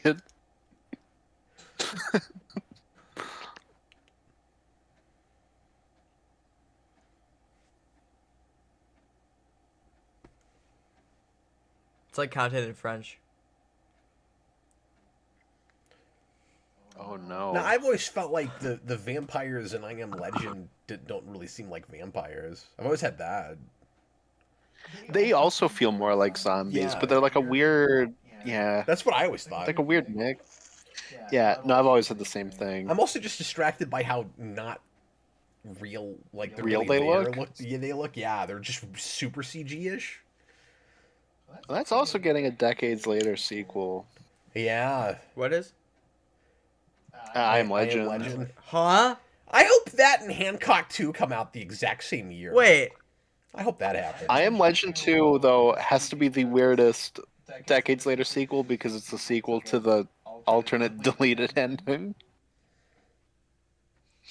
Yeah. Yeah. Jason hasn't seen that movie, so he won't know what we're talking about, but that's so weird. Yeah, they have to retcon their own ending in order to make that movie. And make it what it was supposed to be in the first place and how it should have released. It's ridiculous. Yeah, what are we doing? At that point, remake it first. Right? Like, Just do another adaptation, Because you could make a better movie. I like the first 2 acts of that fine, but it ends horribly. And there's no reason it has to be Will Smith. I'm sorry you had to see that. No. Nah.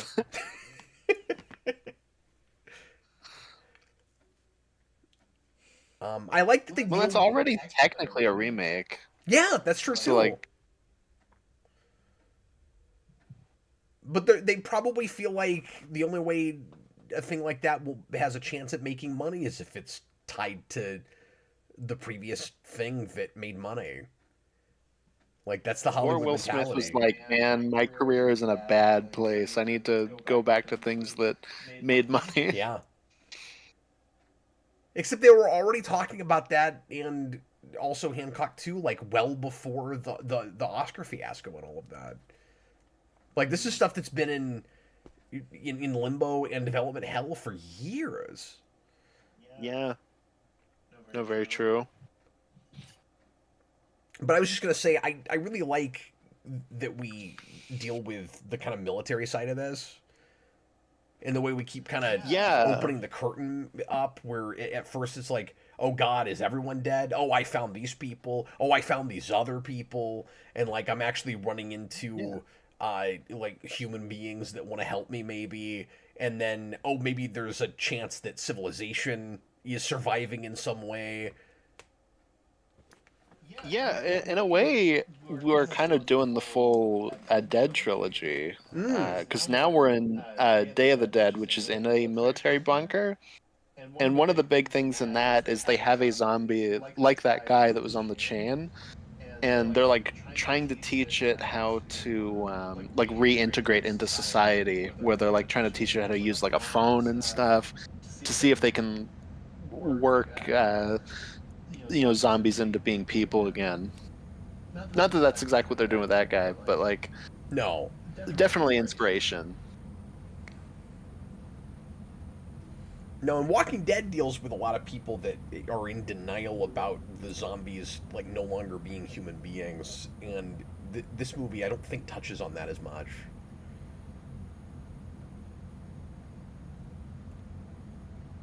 Or is there a scene I'm not thinking of where that we talked over where somebody like wants to believe that their loved one is still that person, but they're too far gone? I can't remember. Yeah, I might have just missed it, but I mean, I wouldn't be surprised if that came up somewhere. We cover a lot of social ground in this. Is the point I'm making? It's kind of impressive.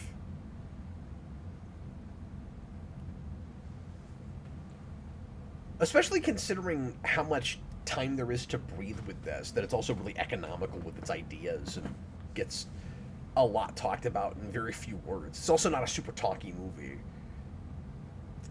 Just well structured.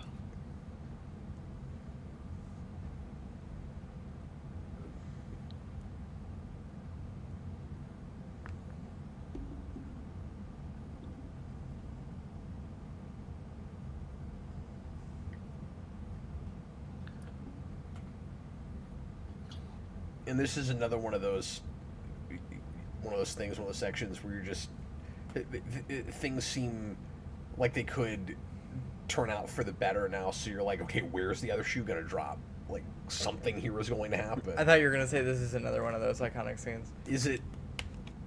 It is.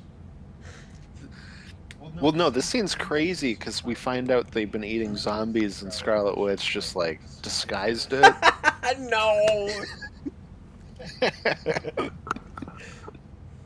It's that iconic scene. But I think you're supposed to be guessing as to what the twisted aspect to this is going to be. Like, something's gotta be... Something feels off from the start of all of this. Yeah. Right? Especially if you are a fan of that older material and you do really like Day of the Dead, because Eccleston's character in the equivalent of that is the main villain of that movie. Oh, okay. So, like, you probably are like, okay, something's going to be up with this guy. Like, you know, he's not going to be right. Like, he's either, you know, not treating his men right and is, like, way too strict, or he is using the zombies in really weird ways that are going to get everybody killed. Kind of power mad. Yeah. Say again? I said just kind of power mad. Power mad, like, yeah. And that's the thing we do yeah. with some villains in Walking Dead, of course. Yep. Yeah, it's such a big part of just the subgenre, you know, when society's falling apart, and you have a person like that that's like a kind of mid-level manager, if you will. You know, now they can have all the power.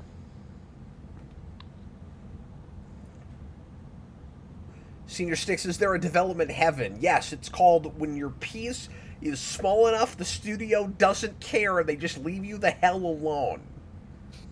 And it gets made, and people like it. Yep, and nobody is micromanaging you. That is development heaven. Exactly. I'm trying to think of a really good example of that. I guess for MCU it was Thunderbolts. Yeah, the recent stuff, yeah, it would be that.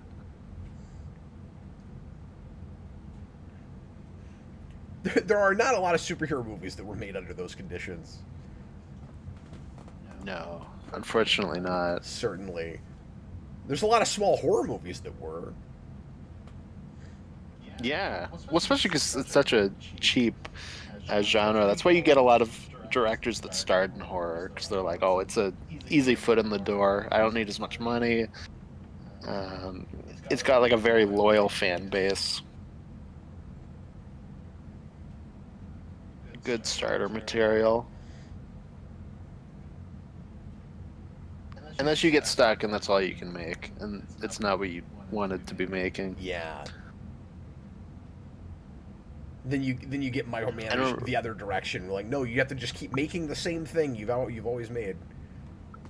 Which is what happens to Romero. Like by the 2000s, he can't make anything unless it's a zombie movie, Yeah, and it's like that's all you can do. that's not fair. You give a guy like that a chance. Yeah.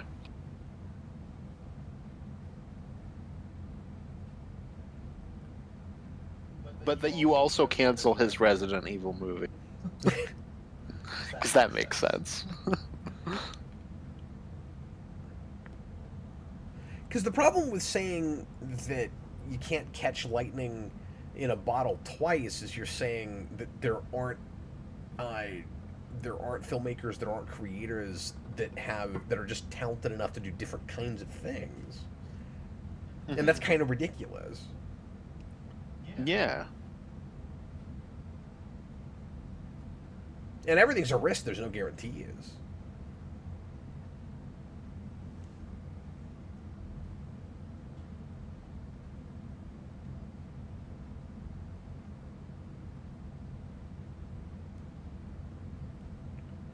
And see, you're like, oh wow, this guy is the leader of this military group is actually being understanding here, and then oh wait a minute, what?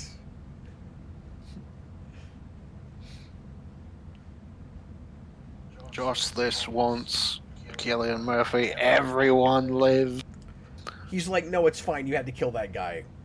Oh, by the way, you have to give up your women. What? What? Yes. That's.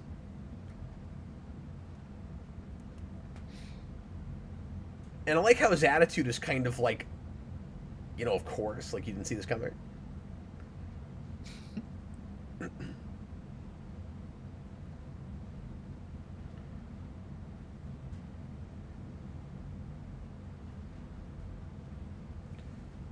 I'm also going to make the assumption that that Eccleston's reason for doing this is procreation, and the men that he's going to give the women to that is not what is on their mind.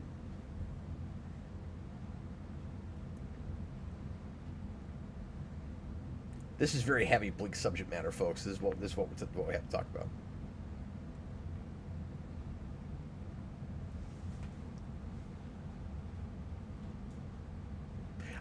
Austin, I remember in the theater just not expecting this turn at all. I feel like this is a really good theatrical movie. And yeah, it was. And then just thinking like, oh yeah, I should have seen that.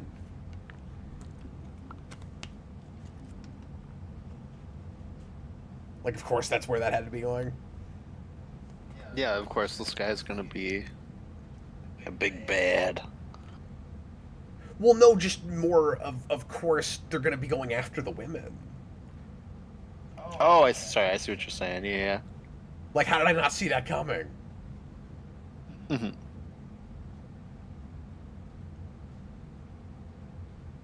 But it really works because our protagonists don't see that either.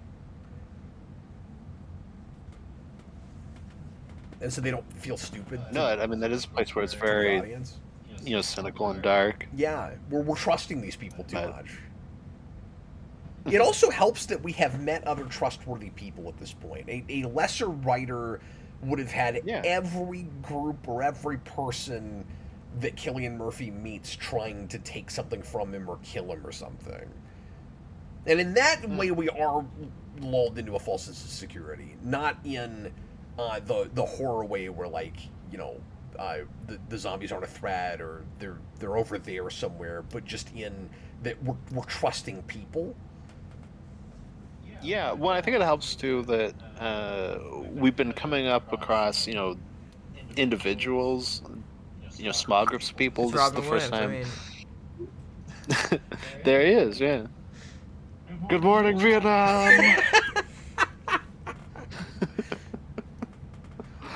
Well, here, we've stumbled across, a big group, civilization, kind of. And then that's where the issues are. Yeah.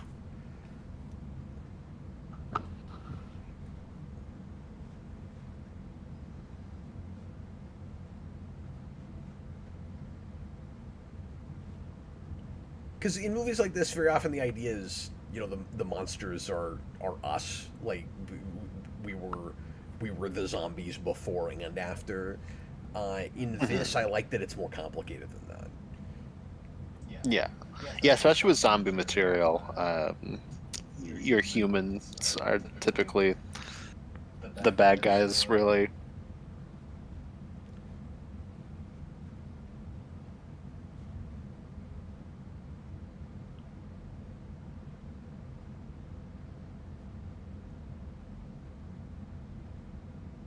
And in this, we see a lot of both light and dark side, but there's still kind of that cynicism of, you know, did humanity itself kind of deserve this? And like I was trying to say earlier, because I don't think I articulated this super well, but with that horse scene, the idea that uh, maybe the world would have like never needed us, it would have been better off without us.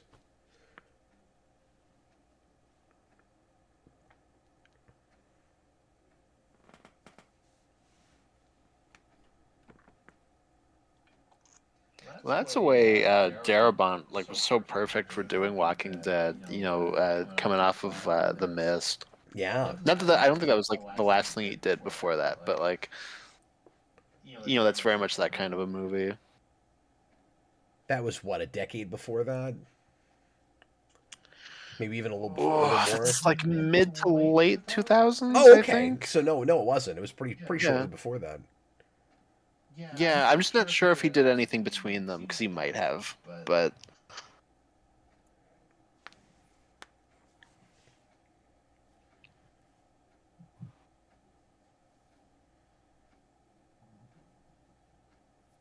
yeah, because he brings over. Actually, that might have been the last thing because he brings over a lot of the cast from that movie into The Walking Dead, and then they all leave after he leaves.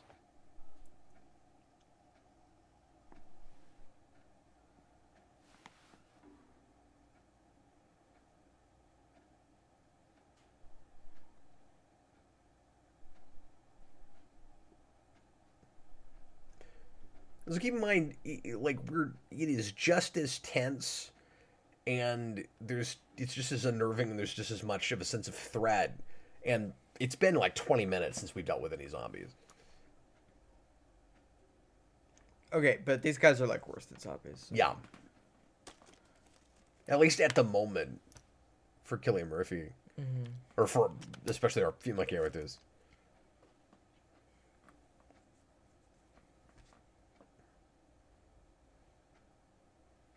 Yeah, they certainly seem more monstrous just in their motivations. Yeah.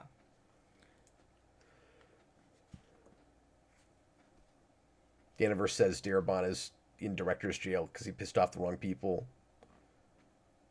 Yeah, well, John and I were arguing about this the other night because he's directing an episode of the final season of Stranger Things, Oh, and I think that's super lame because he's Frank Darabont and he should be making movies. Yeah. But I get where he's coming from. That like, well, it's nice he gets to do something, but like, I am still sad that he's coming back and that's what he can do. especially because a lot of us have moved on from that show. Yeah, well, that's a big thing for me. Yeah.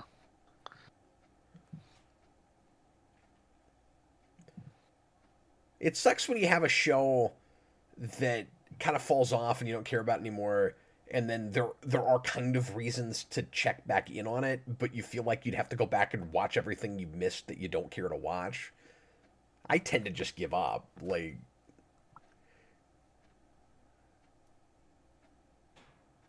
Yeah, well, I just hope that kind of gets his foot back in the door. sure, and, sure.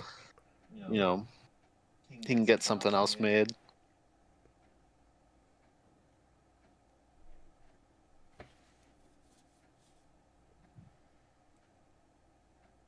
At least they didn't try to come back and make more Walking Dead with these new Walking Dead shows. I'm glad that didn't happen. Because that would really be. He could have finally at this made. point.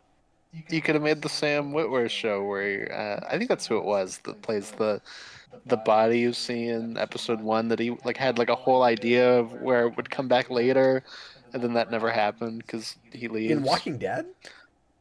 I Yeah, don't remember Whitwer being in that show. I think he's just like a dead corpse, like zombie. Why did Sam Whitwer And it was come in just to be a corpse?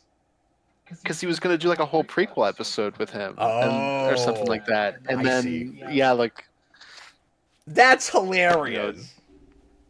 yeah, I've never heard that. That's great. so he could come back and make that show. I like Sam Whitwer a lot.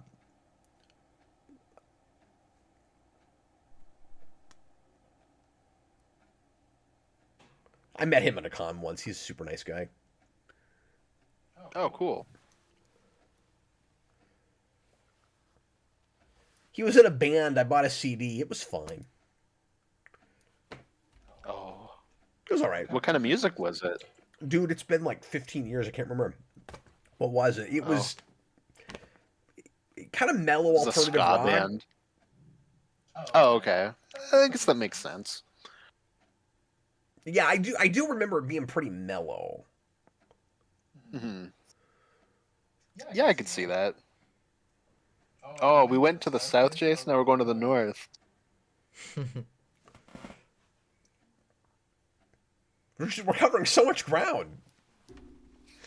Although to be fair, the UK is pretty small, so It's very small. Yeah.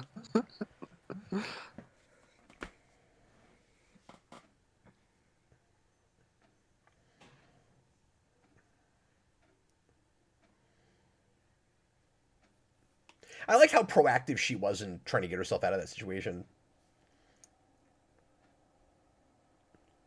Boy, that's a cool shot. Mm-hmm. Jason, are you traumatized yet? Snarl. no. Not even from that iconic driving or mall The scene. grocery scene? Yeah, the iconic Grocery store scene.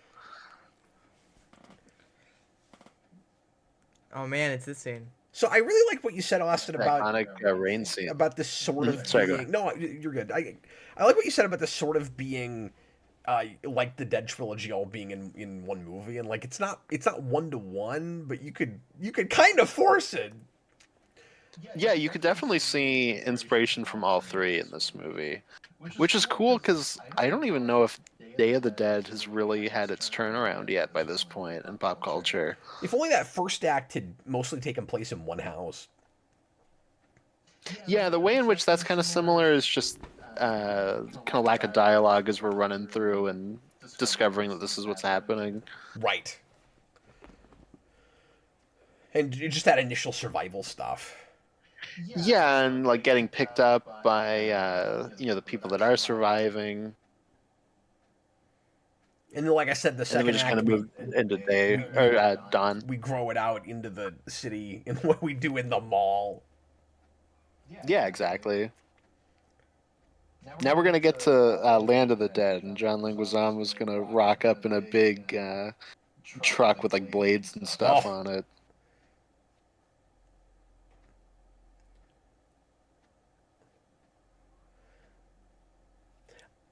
I do like how, because you were talking earlier about how like Eccleston kind of turns out to sort of be a bad guy. I like that he's as sympathetic as he is, though.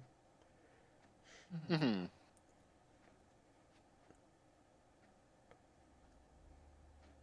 Like you can see why he does the extreme thing he does in trying to keep the peace with his men, and in thinking that he has a responsibility, maybe in just helping to keep the species going, procreating, because they don't know how many people are left.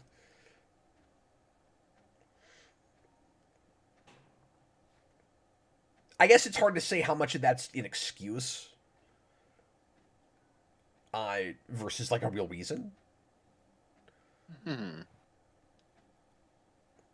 No, for sure. I mean, you could have gone really far with that. He's like to a lesser degree in that it's not like as grand as this, but I guess like in a way kind of like the like a softer version of the bad guy in War for the Planet of the Apes. Yeah, sure. Hmm. Except that guy's kind of lost it. This guy really has everything together. That's what I mean. Like it's like a softer version of that guy, but I could see him becoming that guy. Yeah, absolutely. Because it hasn't been very long yet. He wouldn't have had that psychotic break yet. But Yeah. and this guy, I don't know, Eccleston is really credible as a military leader. Yeah. And I like that he's not like Hollywood charismatic. Like he seems like just a really good leader type, but he's not. Mm-hmm. He doesn't play it like a politician or something.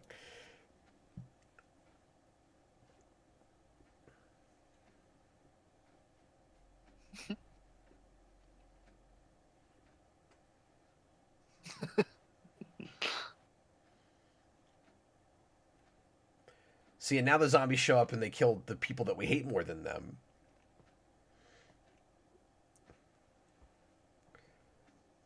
So now it feels like the universe is on our side for a second.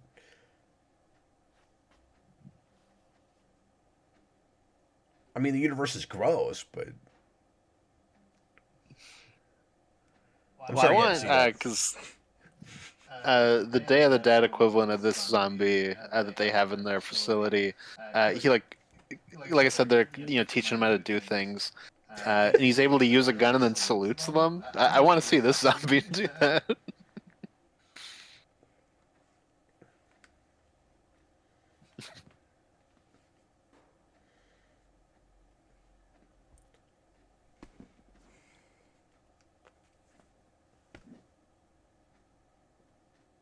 they're kind of tacky with the dresses they pick and like all that. It's just kind of bugs you. Mm-hmm. Yeah, and I wonder if they'll bring back like any of the actors from this movie in that new trilogy. Yeah.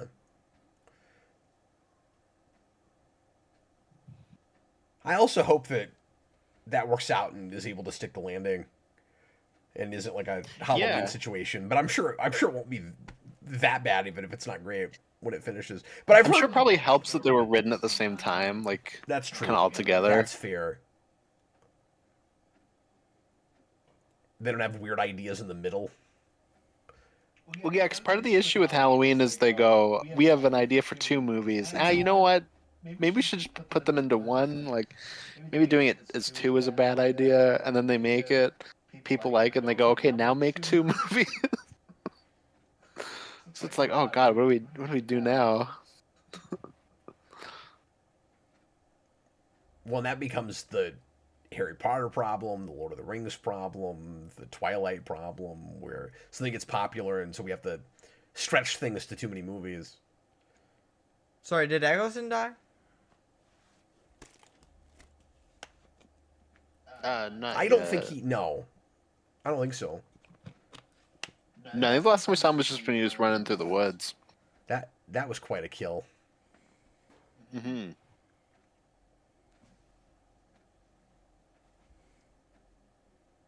I like the soundtrack a lot because in certain places it's really understated. In other places it jumps out at you real hard. And the electric guitar it's stuff very is understated. really effective. And when you were gone, Jason was saying like about them going to the choir quite a bit because they were playing choir over the scene when you were gone.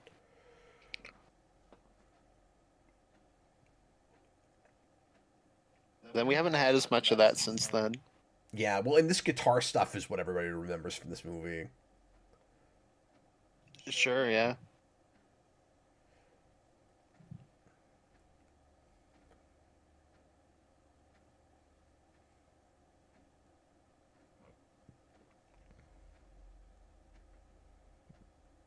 You know, all the lightning is the obvious thing to do here, but it works. Yeah, I mean, sometimes things like that, well, obvious is just the right choice. Well, and I think the name of the game with this movie is variety, right? Like, it works here because we're, like, 20 minutes from the end of the movie, or, God, maybe even 10. Yeah. Not very long. More like 10. And we've not had a big storm scene yet. Like, we wait until now to do this kind of obvious horror Especially in the stuff. UK where it rains like every other second. Yeah.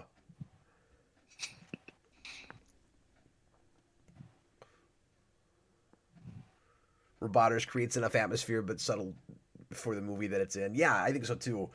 Except for some places where it will, like here pretty soon, I think it overtakes this pretty hard, and it's the right place to do it.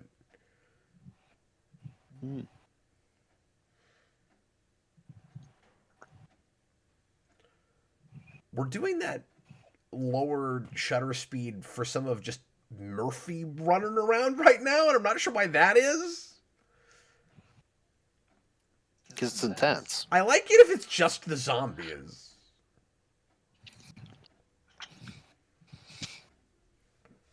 That's a good shot. This stuff's awesome.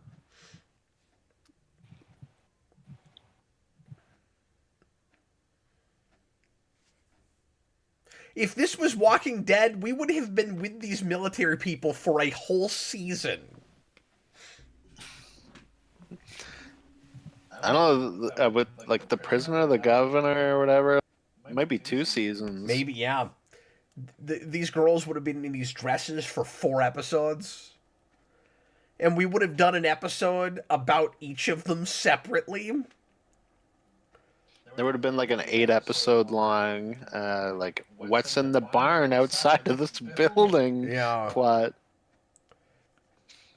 We would have done some stupid subplot where one of them had to run out in the woods for some reason. We're with her for 45 minutes. And then there'd be a big cliffhanger where you don't know what happens to her at the end. And then we jump to another character, and it's 3 episodes before we find out what happens to her in the woods. And she's just fine. Because that's what... Yeah. And then she's just hanging out with some other group of people drinking Mountain Dews they found. And that sets up the... There'd be a whole grocery store episode. The iconic grocery store episode. Shut up! This is the grocery store episode. Yeah, this soundtrack is really good. Yeah. This is the stuff I remember from this. Oh, eyes. Oh, no. Eyes. This is Austin's favorite scene. See, the weird thing is that stuff like that doesn't bother me, but like the blood dripping into his eye bothers me. And I can't explain that. Is it because you can imagine it more happening to you and you're like, I'm probably never going to get in a fight where somebody's going to take their thumbs into my sockets? Yeah, I think it's just like I can feel like that feeling. Yeah. The blood drop. You know what like, that's like, sort of. Yeah, I also don't like seeing like bloody eyes. Like that's a thing.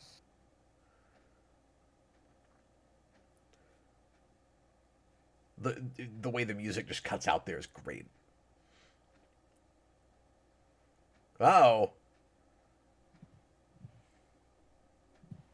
Oh, nothing's wrong. They're just going to make out.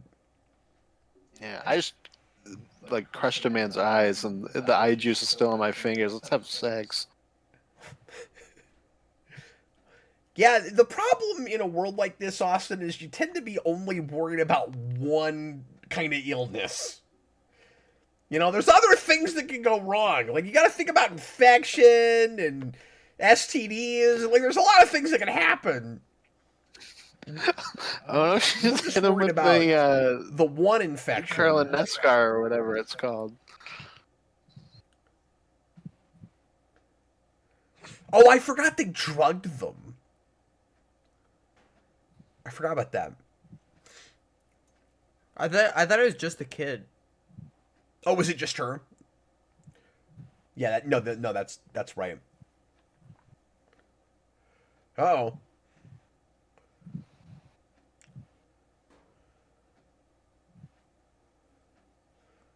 Yeah, when I said uh-oh a minute ago, I thought that's where that happens.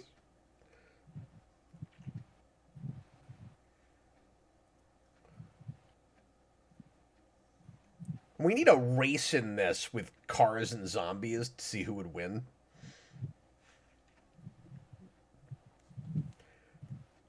We kind of had that earlier when they were Yep. doing the tires. Because I think these zombies could maybe clock 45, 50 miles an hour.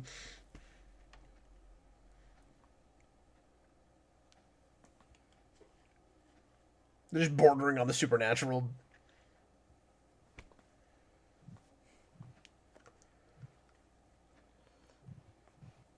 Okay, Austin, let me ask you, how much less effective, I keep using that word, do you think this movie is if it's shot with just normal cameras.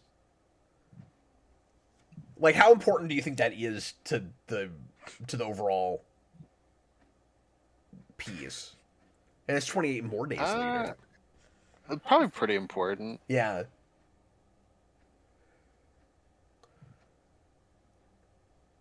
I'll tell you, it made a real big difference when they get into the last season of Walking Dead and they start shooting on digital.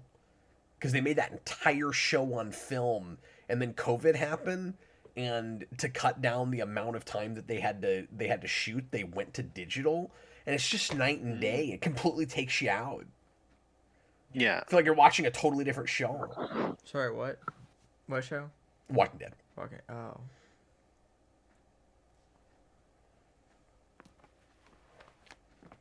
Oh, look, he woke up again. One. Now, I do think it's a little convenient that it's the exact same day count. Yeah, no, that's fair. So does it do this no, I with think, weeks like, too? Where like at the end it's 28 more weeks. More later? weeks? I don't think so. Oh, okay.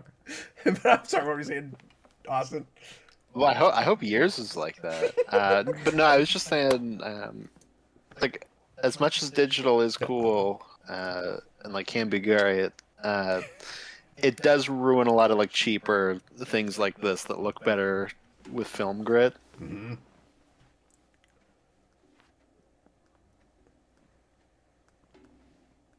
Where it's like somebody will make, say like a kind of grindhousey kind of movie now on digital, and it looks like a YouTube skit, and it's like, nah, you need that like grit. And like, it's hard, but it's not that hard. Like, just go buy an old camera and shoot with it, and then transfer it to digital. Oh, Killer Moth Lives says 28 weeks does do that. Oh, does it? I didn't remember that. That's really funny. I've seen it once, and I don't remember it real well. I didn't love it. That's so funny. Did you notice how much thinner the zombies look at the start of the scene? Because, like, these are supposed to be real people. They're not actually undead, and they've not been eating, so they make them, like, way thinner. I don't know if I'd caught that before. I think from what I've heard, like, Years does more of, like, the naked zombie thing, that we got a little bit of this, because they, like, 28 years later, you'd have a lot of, like, their clothes kind of ripping off or, like, rotting off. Well, see, if they're not supposed to actually be undead, I couldn't figure out whether it made sense that they would even survive that long. Yeah, I mean, that's when you get to a place where it's, kind of like a gimme, I guess. You think it's a little bit of a conceit? Yeah. Roboter says, Return of the Living Dead Part 2 does have zombies driving, so that scene does exist.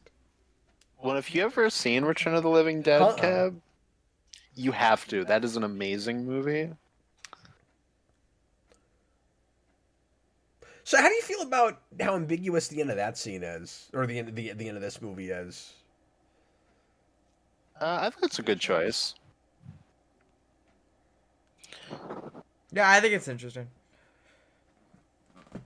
Oh, John Murphy did the score for this. I forgot about that.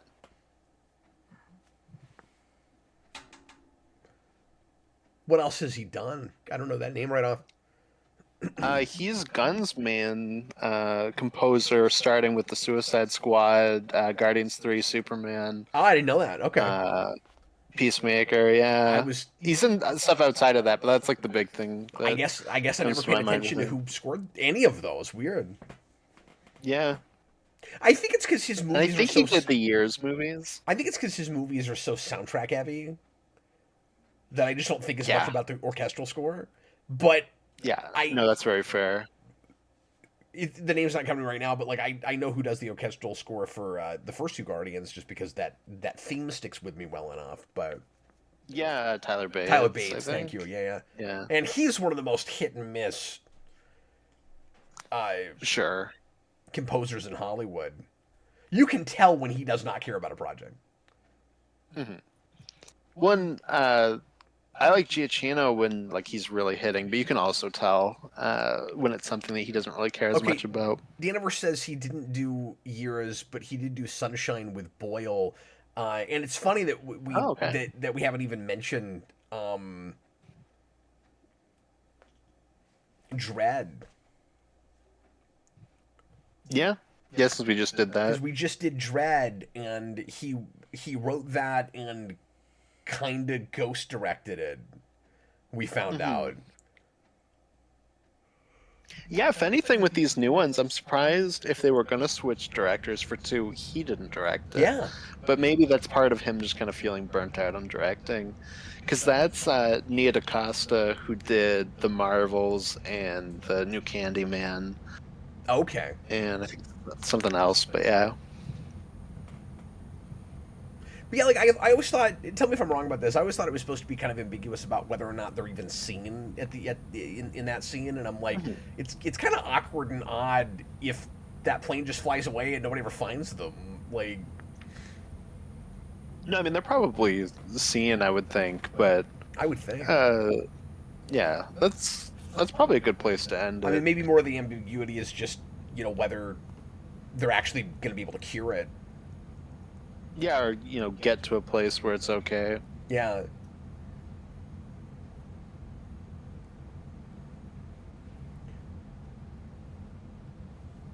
I mean, these kind of movies are hard to end in Yeah. non-ambiguous ways. It at least has a happier ending than the Dawn of the Dead remake. Well, we left more than one person alive at the end. Hmm. Of course, a lot of horror movies don't do that. No, And well, and that specifically and is we like, left lovers alive, like, and with a kid. Like, they're gonna be able to have a family. yeah, I'm sorry, Dawson. their What were you saying? family will. No, I was gonna say like because that is like a really dark ending, but yeah, I wonder, if in these years movies, their family will just like rock up and be like, oh, we got out. This is what we did. I mean, that could go any way. Well, of course, a lot of us thought that Murphy was supposed to be a zombie because there's a zombie in the trailer that looks like him, but then I heard that's actually not him. Hmm. Yeah, I think he reacted like pretty quickly after that, where he was like, "That's funny," but yeah, no, that's not me. And obviously, people go, "Oh, well, he's just lying," but then they found the actual actor that played that zombie. Well, also, I mean, you could do any kind of story, I guess, that could explain it, but like, you know, everybody's reaction that was really thinking about it was like, well, wait a minute, could he even become a zombie? Like, would that happen? Hmm. I mean, that that many years later, like specifically 28, because we know, but uh, Yeah, it could mutate. anything could happen. Like, that's such a long period of time. Because we talked over it, and it's been a few months since I saw it. Isn't the idea supposed to be that he's immune?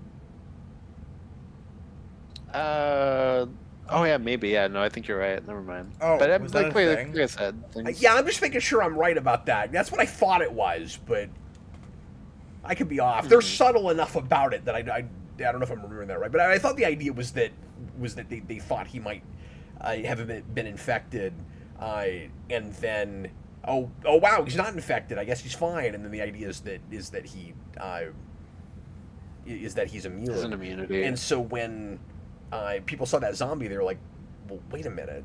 I thought he was immune. But like you said, 28 years later, maybe it's mutated and he could still get bit. Yeah. So that's a question. But I was hesitating a little bit because, like I said, I don't know this movie super well. Yeah, and I've only seen it once before this and kind of barely, so I don't know it very well at all. Oh, Matthew Clark says in the alternate ending, Jim dies from his gunshot wound. I've never seen that. Okay, I mean, that makes sense. Yeah, I'm really excited to see Euros.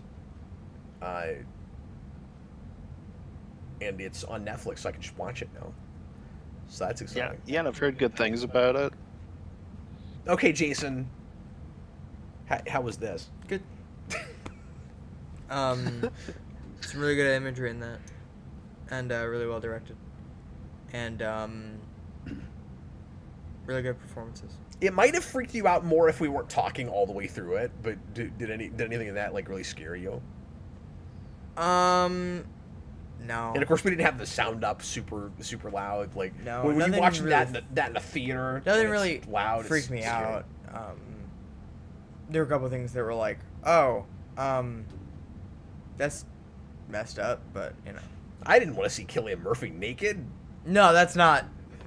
That is the most iconic, horrifying moment. I agree. I think the most iconic horrifying moment was the grocery store. Shut up.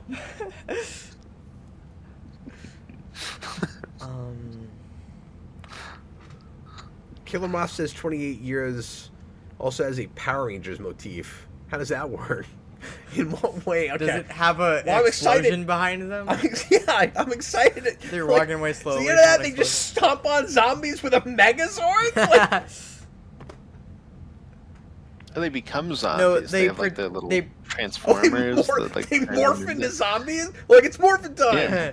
And No, then they're like, "Blah!" yeah, but when they're not and then they zombies, morph, they're and they like turn back. in high school. But when they morph back, they just go, "Blah!" Yeah. Zordon's a zombie. It's blah time. He's a big zombie head. Yeah, Yeah, he's there's like, a give big me zombie 5 head. teenagers to become zombies. Dude, I would have watched a zombie Power Ranger season. That sounds fantastic. I mean, those covers are really good. Yeah. You know, the zombie covers. But they didn't actually do that. I've so- collected most of those now. Yeah. Yeah, they're great. Like, I want a whole, like, Marvel Zombies, like, series for... type series for Power Rangers. Yeah, well, Death Ranger was kind of the closest they got. Right. That was kind of their zombie guy. But anyway, enough But about that's that. like one zombie. Right. Well, anyway, thanks a lot for watching, everybody. I'm glad that you got to watch this one, Yeah. and I'm glad that it didn't completely traumatize you. You're not gonna have nightmares. Yeah. Austin, are you traumatized? Partly. Sorry, I was just pulling up the. My naked Cillian Murphy. Is that what it was? Yeah. My pictures that I keep of naked Cillian Murphy on my God. phone. No, the producer reviews. I was just pulling that up. Oh yes, thank you for remembering that. Every show, Yeah, no worries. I got about a 50% chance of remembering that. I'll pull up Patreon and see if we have any there. And Yeah, I've got 2. Quick plug for Patreon. We've only got 2 more of these, but if you want to put in reviews, just the $2 tier on Patreon, patreon.com/geekvolution. Put in a best thing, worst thing review for Christine and/or The Ring, and we're doing those over the next 2 days. Really stoked to finally watch Christine, because I've never seen that, and I've always meant to. So it'd be fun to do that blind. Yeah, I've been listening to some of the music from that, and I'm excited to rewatch it. Yay, that'd be great. Okay. Danaverse, C-Cap was proud with a movie he chose. Well, I also was with Child's Play 2. But yes, I was not down on this at all. This was actually fun. So if you're not down on The Ring, you will at least have more than 50% that you weren't down on. Yeah. It was just funnier because it was 2 in a row. Yeah, and like Flatliners is a good movie. Like it's not perfect, but like I don't know, you don't have to be down on it. Yeah, no, I've Flatliners is awesome. I I've don't gotten really- very critical of that movie, but I'm really glad that you liked it, Austin. I get being down on the cell, but like you also had like a very different experience the first time. Like I get it. I did. Austin, I have 4. Oh, okay, so you start. All right, Killer Moth Returns. So these are reviews on Patreon for 28 Days Later. So cool, really feels like a 4-issue mini turned into a movie. I hadn't had that thought. That's interesting. Best thing, the music. Worst thing, British. I will not elaborate. He just doesn't like the British. He's just Wow. he's got a I agree. What? Wow. All right. You guys are British bigots. Go ahead, I love the Austin. British. Well, when you think about it, the British really are like the Julia Roberts of people. So it's No. Okay, your turn. Go ahead. from Doolittle, he says, "This is my favorite zombie movie. Best thing is the eye gouge scene. The entire mansion What? sequence is a masterpiece. The entire what My least sequence? favorite, the mansion, Yes. entire mansion Yeah, sequence. it's amazing. My least favorite thing is probably the way Frank becomes infected. Always felt a little weird about the way we get there, even though the actual scene is legitimately so sad and tragic. But that's just a minor quibble. I really like this movie. I am feeling it. Yeah. So does he feel like that's a little contrived? That he just looks up Yeah, and the I blood guess it comes was down? probably just easy that, they walk into a spot and blood just happens to fall and land in his eye, I guess. Yeah. There's maybe more natural ways to do it. But I also like that it's not during a big zombie fight or something. Yeah, for You know, sure. the obvious thing is like they're running and then one of them like bites his leg or something, and that kind of scene. Yeah, well, it's nice that, because obviously that's a very different kind of thing, where even if, like, the blood goes in your mouth or, in your eye or something, you can get infected that way, which is very different. Right. So it, like, adds, like, a whole extra level of fear where there could just be blood anywhere in this world, and you can get infected that way. Yeah. Well, it's like more about a contagion than it is about monsters. Yeah, Daniel exactly. Davis. In that way, it also is a lot like the Planet of the Apes thing.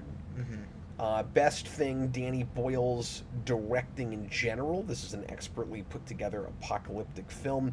Worst thing, that it took the movie forever to be available anywhere. I know, it's so weird. The fact that I could more reliably watch 28 weeks later for years and not 28 days later without using an out of print DVD was super annoying. Which Yeah, makes what it is it with zombie movies and just weird accessibility? which makes it ironic that it was on Netflix tonight and I bought it. Or not bought it, but Yeah. rented it. God. All right, go ahead. So from Super Billy, who changed his name to Spooky Billy for Halloween, he says one of my all-time favorites. Best thing, Boyle's direction and stylistic approach. I don't really have a worse thing. Sorry, I got like a spam message as I was reading it, so I was like, "Well, what is this?" Oh no, it's spam. It was like you need to pay right now, and I'm like, what is this? Oh, okay, we're good. Only in Canada. Sorry, I'll start over on that. It would have been great if it One of just my if it just went over the review and you just started reading it. Worst thing, you need to pay. Where it's like yeah, I was like, you need to pay, or we're gonna come and take your license. your I'm like, yeah, okay. Netflix bill is due. That's my worst thing. Exactly. I hate when my Netflix bill is due. Uh, One of my all-time favorites, best thing, Boyle's direction and stylistic approach. I don't really have a worse thing, as this film is as close to perfect as you can get. Definitely feeling it. Green Square. Brennan's is really close to that. He says best thing, Boyle's direction. There are so many brilliant choices I could point out, but one of my favorites is the switch to 35mm film for the final scene. Yeah, I didn't think about that, but it does look different, certainly. A wonderful thematic choice in contrast from the grimy documentary-like digital camera work that is used for the bulk of the film. Worst thing, honestly, none. I think just about everything with this film is near perfect. It doesn't really reinvent the wheel for the zombie genre, but takes the best of it and does it with such confidence and skill that I think it takes the crown as the best zombie film ever made. And we talked about the Oh, ways very in cool. which it does kind of reinvent the wheel, or at least, mixes stuff. And like I said, Subverts the wheel. yeah, it goes in its own down its own lane. Hmm. Yeah, exactly. Steers down a different path. Mm-hmm. You have any more? No, I only had those two. Oh, okay, and then I've got okay, great, solid movie, an impressive showcase of low budget indie filmmaking. Best thing, the scale of isolation. Yeah, we were talking a lot about that. The London Walk is eerie and perfectly conveys the sense of dread with the fall of humanity.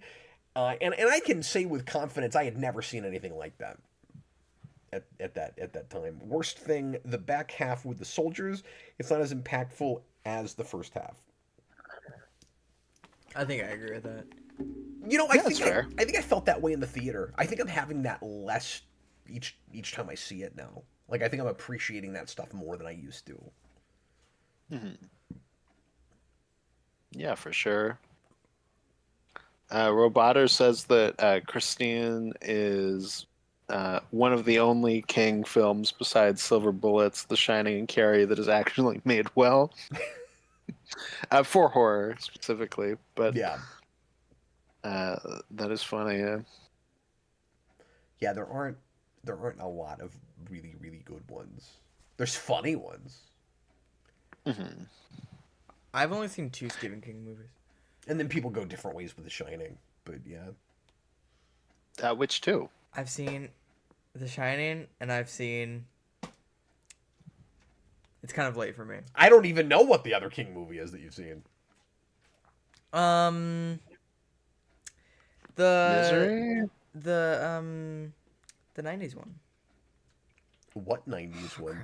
It's the one... Maximum Overdrive? No. It's the one where he's the writer. Oh, Misery. Oh, yeah, Misery. Yeah, you have seen Misery. I knew that. I knew that. And I prefer Misery to Stephen King. I just never remember the name of You it. prefer Misery to Stephen King? Yeah, I meant The Shining. Shining King. I also prefer Misery to Stephen King. The man. I agree. I'm excited for Sam Raimi's new movie that's Misery set on an island. Oh, yeah. What? We'll have to try to review that. Yeah. I'm really excited for it, but... Austin, do we have anything else we got to do that I'm forgetting before we finish up here? No, I think we're good. I think we hit everything. Okay, Christine tomorrow night, The Ring on Halloween, Friday night. Thanks for watching, everybody. We'll see you again tomorrow. And Jayson, thanks for joining us, man. Yeah. We'll see you guys real soon. I was Captain Logan. This was Austin the Day Ghost. And Good night, everybody. And a grocery store Jayson. Oh man. Yeah, nothing beats that grocery store scene. That's the No, best, I mean that's it was a good scene, you know. You're like, why did you point the scene But out? I just They're just in a grocery store. you were like, oh boy. Oh boy! I'm This like, grocery store scene. oh no, something insane is about to happen, and then they walk out, and I'm like, okay. Like that was great. I'm so glad I did that. All right, see you later, folks. Bye, everybody. See ya.